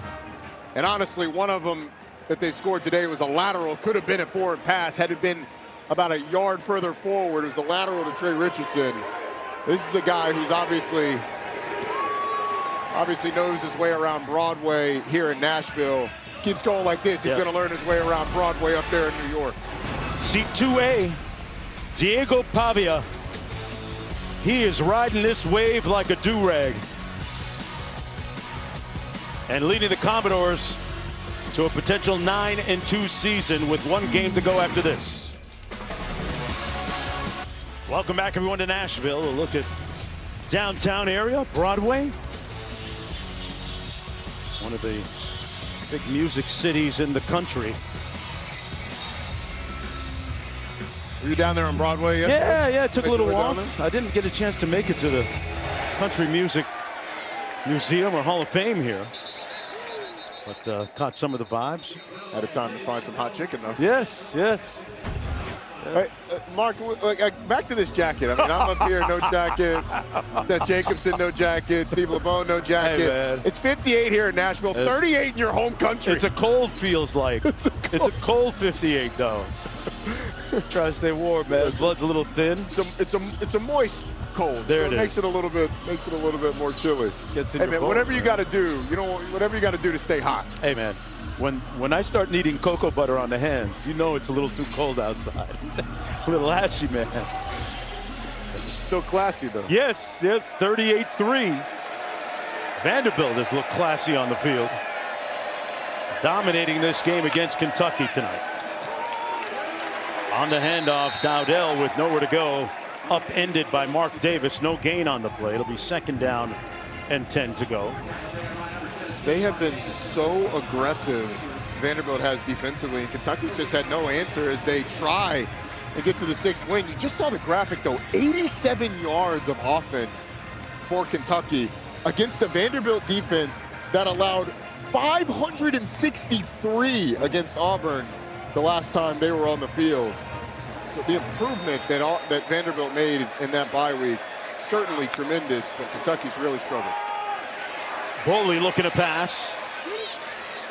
Incomplete behind his intended receiver, Caddis.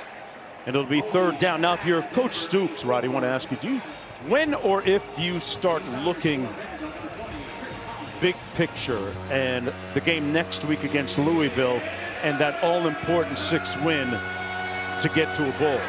Yeah, I think you're going to let your guys play. Okay. And certainly until we get to the 4th quarter and Vanderbilt starts rotating some guys out, and then maybe you start to look at taking Cutter Boley out. But you need some rhythm. You need something to feel good about going into that rivalry game.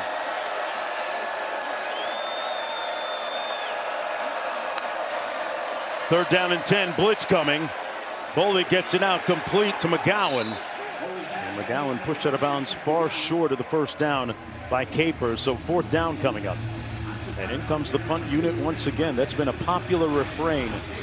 Wildcats. You asked about exotic blitzes. This is one. You've got 6 guys around the line of scrimmage. These 2 guys drop.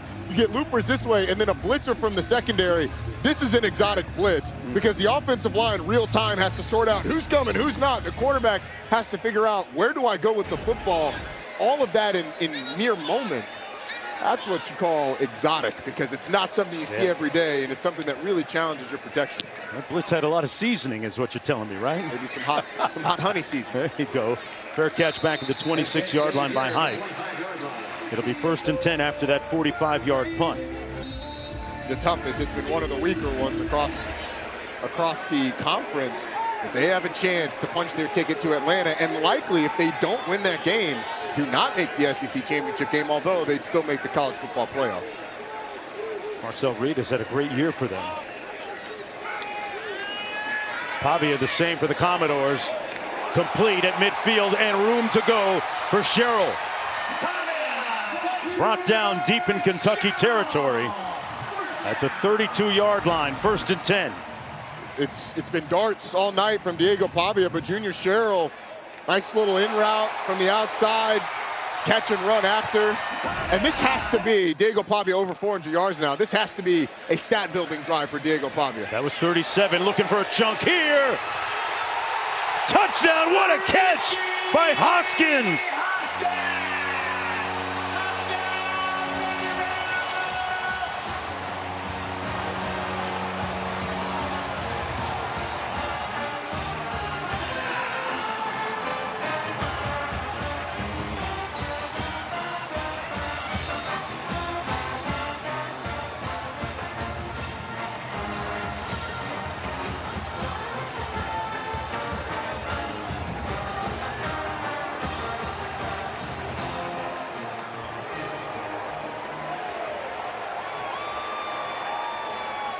Another touchdown pass by Pavia to Richie Hoskins, one of the OGs here in the program. He was one of those 35 that bought into the vision of head coach Clark Lee. And a big-time catch there. It's an incredibly athletic catch, but a couple of darts. Hoskins just going to go up the field right here. Diego Pavia delivers an absolute dart. It's a little high, though, and Richie Hoskins has to go up and snag it while taking contact from a couple of Kentucky defenders. But when things are going their way, they are going your way. And now, Diego Pavia, 448 yards of passing, and he knows it's cash money, baby. Cash money. Oh, man. Giving off those Johnny Manziel vibes. Hoskins with his third touchdown catch of the season. Hoskins came in as a walk-on and has had a great career here at Vandy. Look at the numbers that he has put up over the last 3 games. 448, folks, and the meter is still running. Man, he's got enough to feed the needy today. And it's not just the yardage, it's the completion percentage from all of it too. I mean, last week 75% completion percent, 75.8, excuse me. Today, 86% completion percentage so far against this Kentucky team. Well, you talked about it being a stat-building drive. I guess he heard you, Roddy. And now it's probably time to get him out of the game, but 1:17 to go in the third quarter. Boley coming back out at quarterback.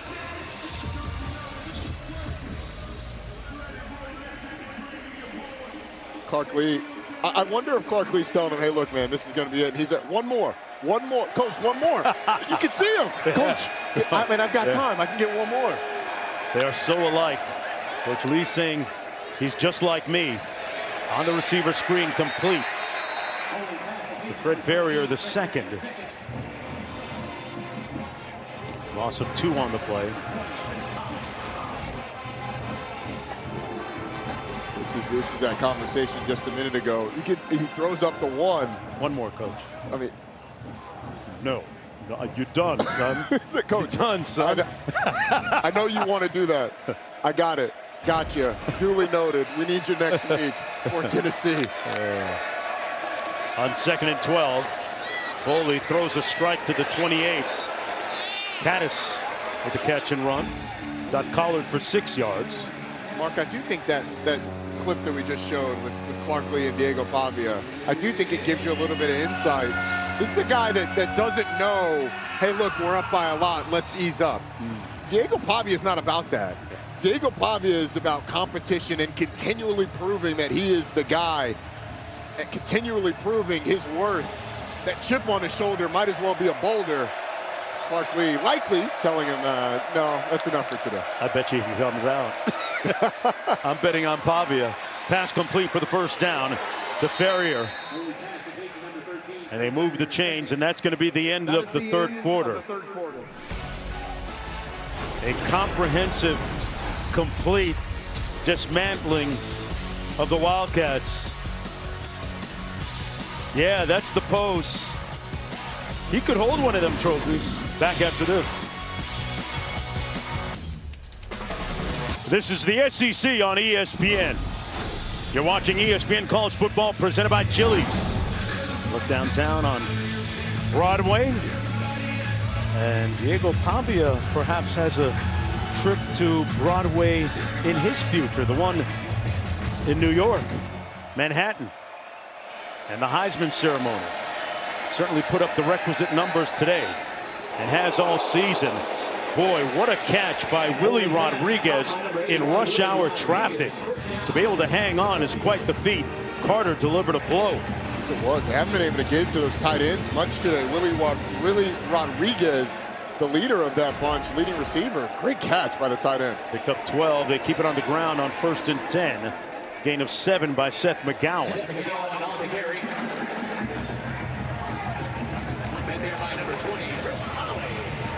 Kentucky going with some tempo, trying to get some momentum offensively. Cutter Boley talked to us about how much he likes their tempo package. Hands it off to McGowan again, and McGowan's going to pick up the first down. It was interesting to tell you something about this young man that seems to have a lock on the quarterback position moving forward.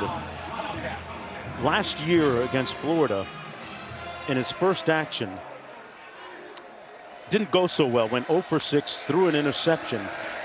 In the aftermath, his teammates were trying to console him as he throws incomplete there, and he said, hey, listen, I'm all good. I'm going to be great. And amongst his skill set, maybe the most important one that he has is his poise. Never seems to get too rattled. And certainly they tested his toughness and temerity today. Took that shot, that awkward neck blow, and came back into the ball game. Toughness on full display. He's the quarterback of the future here at Kentucky. Just needs some development, some seasoning, especially against defenses as exotic as this Vanderbilt team has been today. On the quick out, complete at the 35 to his receiver. Hester still on his feet. Hester down the sidelines.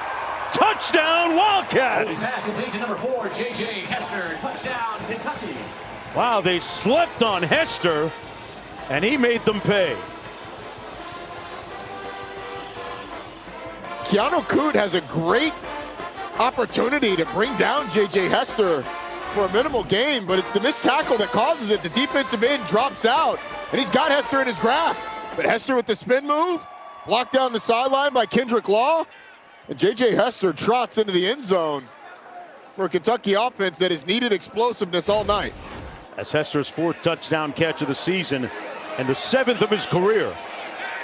And for Boley, that's the 14th touchdown pass of the year for him. So just as we were talking about his skill set, it pays dividends with the touchdown pass, catch, and run for Coach Stoops and the Wildcats.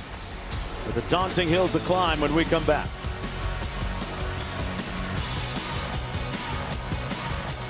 Well, earlier in the game, Mark used the word lugubrious. I thought you were talking about something that you eat, like a legume. Unfortunately for me, it's something that is looking or sounding sad and dismal. A lot of lugubrious looks on the countenance of the Kentucky fan. There it is. There it is, Roddy. You got it. You got it, bro. Thought you were going to tell me we were going to eat something lugubrious over there.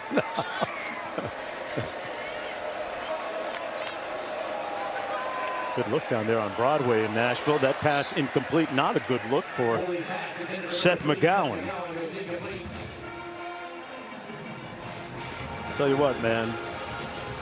Vanderbilt's football program could easily sell the city of Nashville. Oh, absolutely. To prospects, right? You got a great metropolitan area with a lot going on. It's one of the fastest growing areas in the country. One of the, coolest metropolitan areas. Not to mention an incredible degree that you would get from Vanderbilt. That pass, great catch by the tight end Willie Rodriguez, who's made several of those here today. As night has fallen, he picked up 20. They couldn't get him involved early, but you said a couple of highlight-worthy catches by Willie Rodriguez as the game has gone on in the second half. They keep it on the ground with McGowan. McGowan is stopped up after a gain of about 2. I'll tell you, one of the great things about Nashville is all the music. There's music on every corner in this city. Hotel lobby. Yeah. Well, Dierks Bentley was here pre-game. Yeah. Absolute country music stars, of course, live here and often appear. One of the great vibes, and I'll tell you what, Boley finding his vibe right now. Hits Rodriguez again. Cacophony, Mark. It's a cacophony when you walk on Broadway. Cacophony, folks. I like that. Hey, let's look that one up, guys. I was going to say we're going to have to get a graphic for that one as well. Keeping up with the cues now. Cacophony. They fake the receiver screen, backside pressure. Boley escaping some smoke and finds his receiver Law. Not the way they drew it up, but they'll take it anyway. Law still on his feet, looking for some blocks. A whole lot of action in the gain of 4. It's the most exciting 4-yard gain we've had all year. It sure was. A near sack turned into a cross-field throw, resulted in a cutback over the middle. Sets up 2nd down and 6.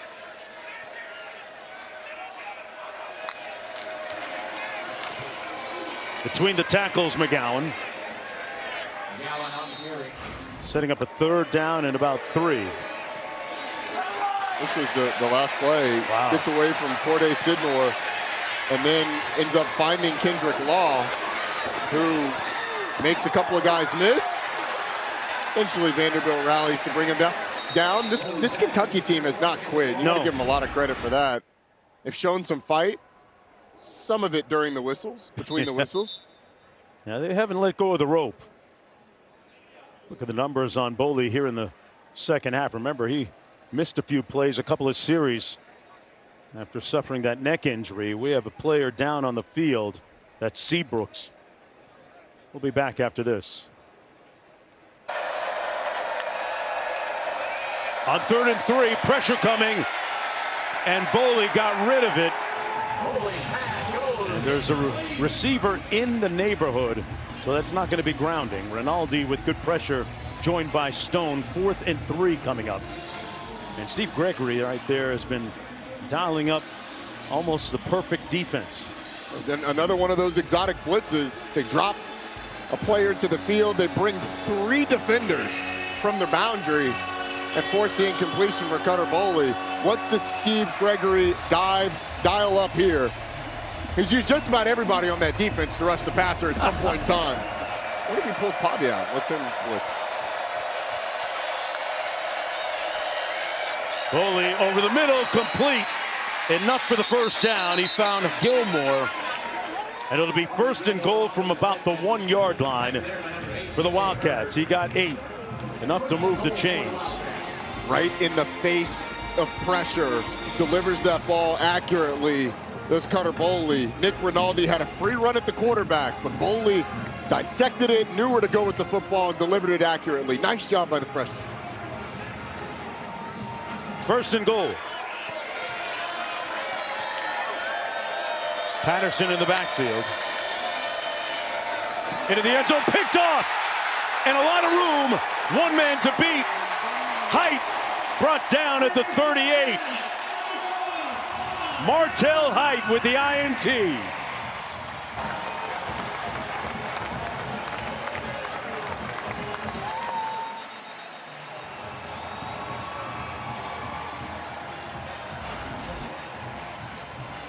Martell Height just does a nice job of breaking on the football, but Cutter Boley, you have to throw that the first time. You can't pump and then throw it. That is a timing route that you have to let go right away and trust it. Leaves the ball a little inside as well because of the hesitation. After the play, unsportsmanlike conduct, number 3 on the intercepting team. The 15-yard penalty will be enforced at the dead ball spot. It will be Vanderbilt ball. That is the first unsportsmanlike foul for that player. How many unsportsmanlike conducts have we seen I've today? kind of lost count. We see some chippy activity going on. So let's see if Pavia comes out again. He will come out as he continues to add to the yardage that is already a record in the Vanderbilt passing books. I wonder if this is just to give Diego Pavia sort of his day in the sun. Let him go out on the field, hand the ball off, and then maybe call a timeout, take him out of the game, let him get his celebration in his last game at the First Bank Stadium. What a great story. You got some guys in the offensive line that aren't starters out there, so I do wonder, especially with the backups in on the offensive line, if they're actually going to let Pavia sling it, or is this just going to be, it's an opportunity to cheer him off the field. Berlowitz is going to come in for Pavia, showing love to the fans here. And that sentiment reciprocated.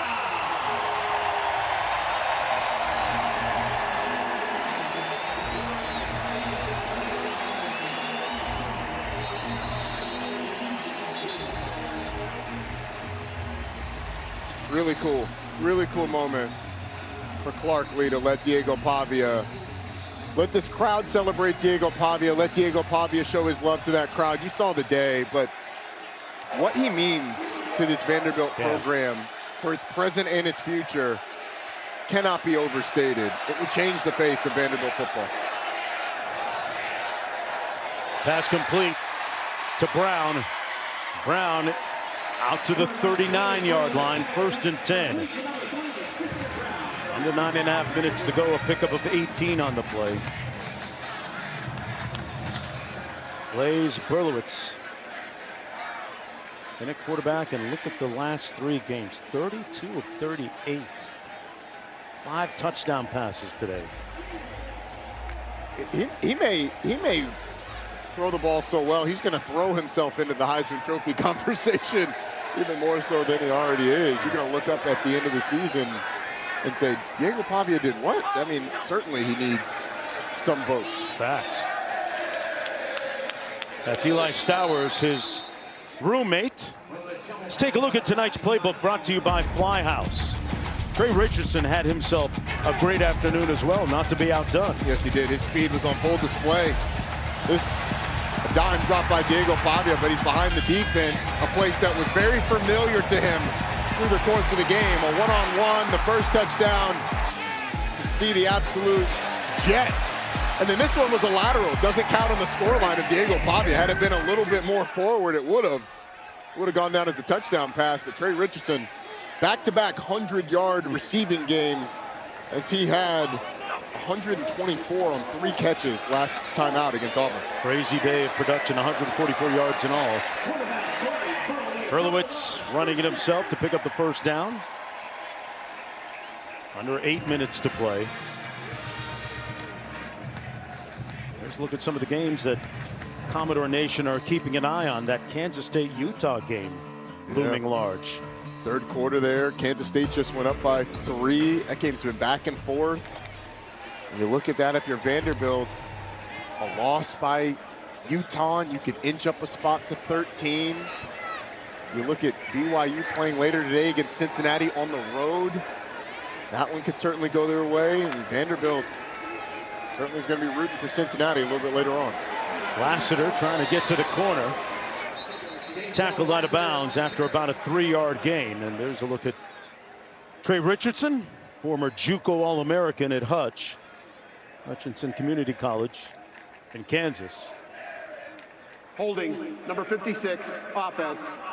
10-yard penalty, still first down. We'll bring this one back with 7:18 to play. Big one next week for the Vanderbilt Commodores, taking on Tennessee in Knoxville. Part of the great weekend of Thanksgiving football that we have on ESPN and ABC coming up.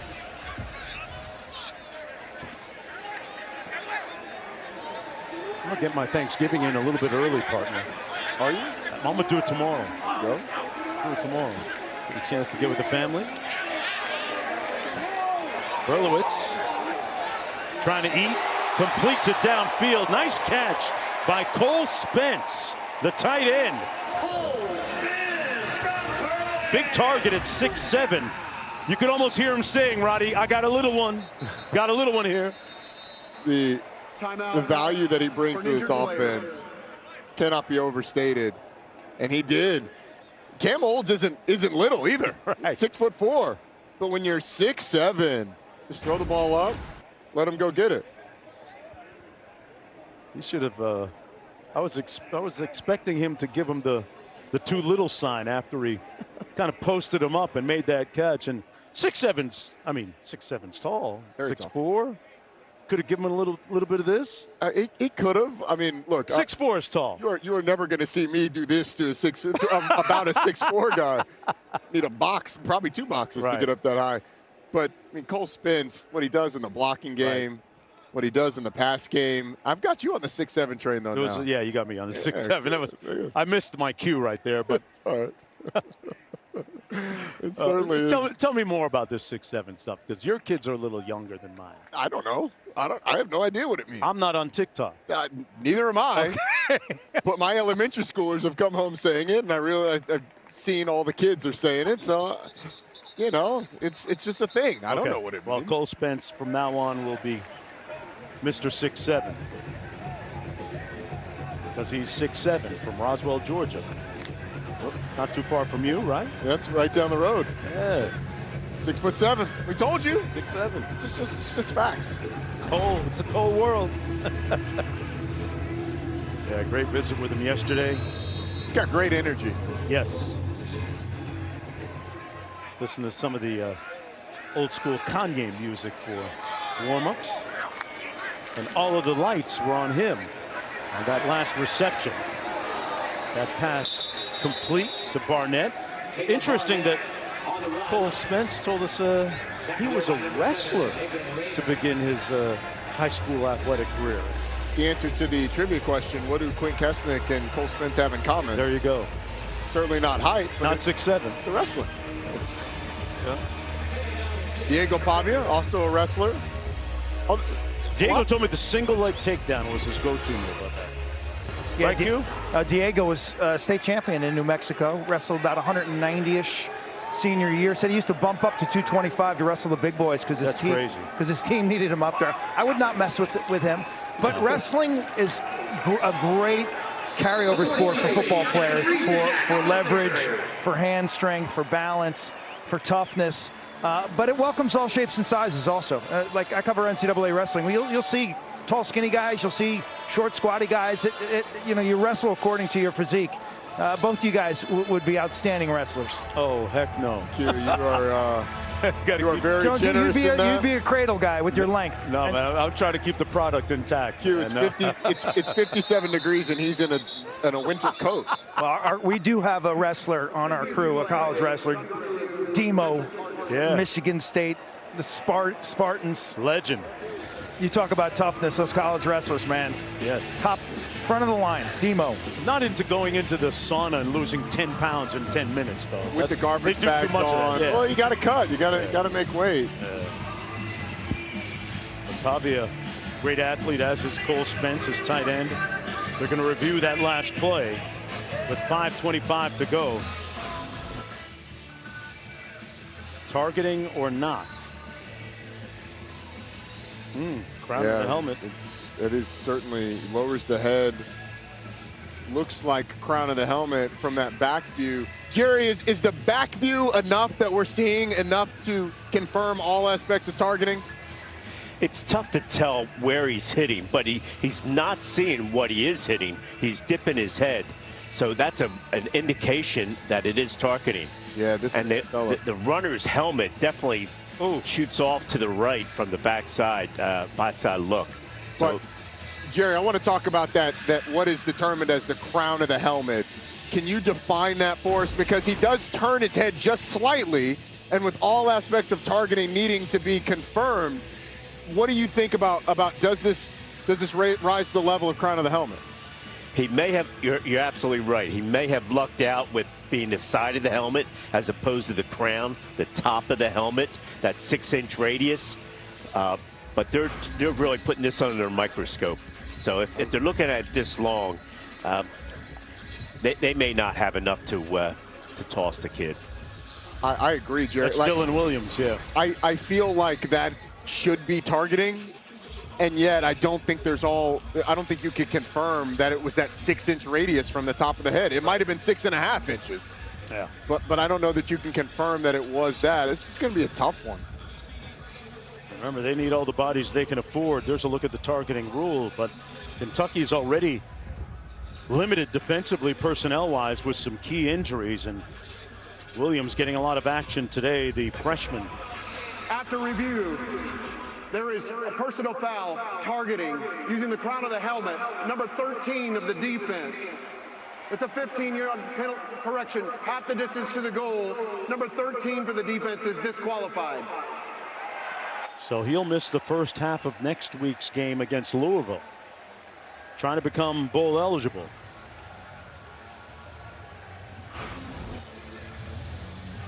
And again, like, was it the 6-inch radius from the top? I think it was close enough, Jerry. I mean, but it's close enough to put a targeting on. I guess it was for them. Well, exactly. I see it. I feel like it was targeting, but do I have indisputable video evidence that it is? I don't. I don't see it as clear and obvious. Yeah. It is big, though. I mean, he's going to miss the first half of the Louisville game, and with the depth issues that Kentucky's had in the secondary, could be a factor next. Yeah, Waller's out, Addison's out, Lovett's out, Jansen Dunn out. Third down and 6. Lassiter, nowhere to go. That's a 4th down.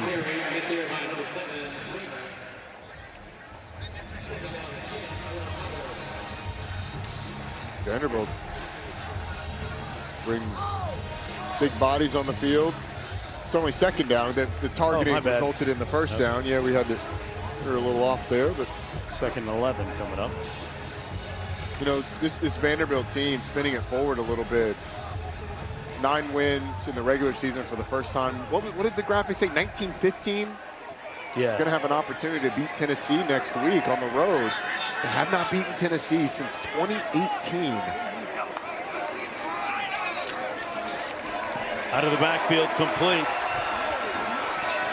Debbie. Pass caught by number 45. Emmanuel Adebi with the catch. One of those seniors that walked today. With his first undefeated home season since 1982. They're checking a lot of boxes in the record books this season. Yes, they are. And this has been a special group for Clark Lee. I was so impressed at the attention that he commands from his team. And you see head coaches across the country speak in front of their teams, and guys can be locked in. There's often a, hey, we have to listen to this authority figure type feel. It feels like his team is hanging on every word that he says. Big time. Brillowitz pushed out of bounds at about the 9-yard line. We were listening to talk to his team about a number of different things today. One of the things he said that stood out to me that his team has certainly done was, we need to get to our technique faster than the opponent. That's okay. He pointed out that's something that has nothing to do with Kentucky. We can control it, get to our technique faster than what the opponent does, and the team has done that today. And then some, with under 3 minutes to go.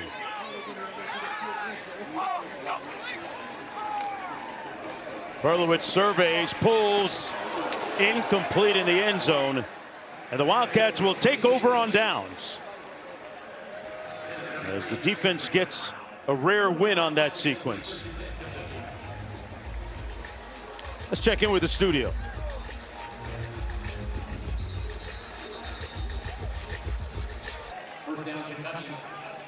So the Wildcats get the first down, move the chains. In an otherwise, what was the word that you used earlier today? Lugubrious? Lugubrious. Would that have been a lugubrious look? Oh, definitely. Incomplete for Farrier. Stops the clock with 29 seconds to go. Well defended by Caden Daniels, number 26. That's a heck of an outfit, though. He's got the UK tattoo on his right arm. That's a dedicated fan. Yeah. Look at the wedding ring. He's got the blue wedding ring on his left hand too. Well, I bet you his bride has a matching diamond ring, blue diamond, right? I don't think so. She ain't here, so she may not be quite as dedicated. Pass complete down to the 8-yard line. That's Patterson. Maybe she is here. Hey. I don't want to make any. Oh, that was a Vanderbilt fan. Sorry. Yeah. I don't want to make any assumptions. Blue wedding band. Make any assumptions. Maybe it's just a ring. Yeah. 6 seconds to go. This might do it. Into the end zone. Touchdown, Wildcats. Always good to end the day on a positive note. Farrier with the reception and the TD.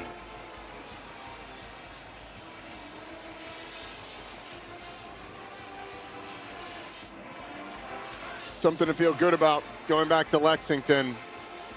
It's not going to take a lot of the sting out of this one, but at least at the end of the film, you watch film on Saturday or Sunday or Monday, whenever these guys do, you always remember those plays that you're not necessarily looking forward to. They're going to suffer through the first part of that film to get to this part where you can see something good. Right. Extra point's good. The kick after is good. That makes your score. Cutter Boley just goes to the left side of your screen. It's a little flag route by Fred Farrier. Nice little pitch and catch. And with 2 seconds left, a little bit of good, a little bit of excitement for this Kentucky team. Feel good for Cutter Boley being able to come back into the football game after being shaken up. Two quarterbacks in their respective numbers. 280 is nothing to sneeze at, but it's the score that counts. Pavia wins in both of those categories. 32 of 38, amazing accuracy. And the 44 attempts for Cutter Boley today, it was out of necessity, but I mean, that is not the recipe for Kentucky going forward. It's not what they're going to try and do next week against Louisville. They're going to need to get the run game going to take some of the pressure off of Cutter Boley. That Louisville front is really talented. They didn't necessarily show it today against SMU, but Miller Moss didn't play in that game, the starting quarterback for Louisville. He did warm up though, so the hope, I would imagine, in Louisville, Kentucky, is that he will play next week. But for Cutter Boley in this Kentucky offense, it's going to be about finding a way to run the football against a really talented Louisville defense.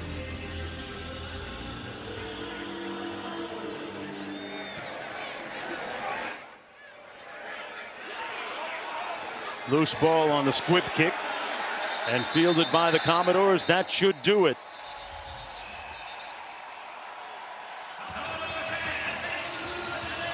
It's final. Commodores improved to 9-2.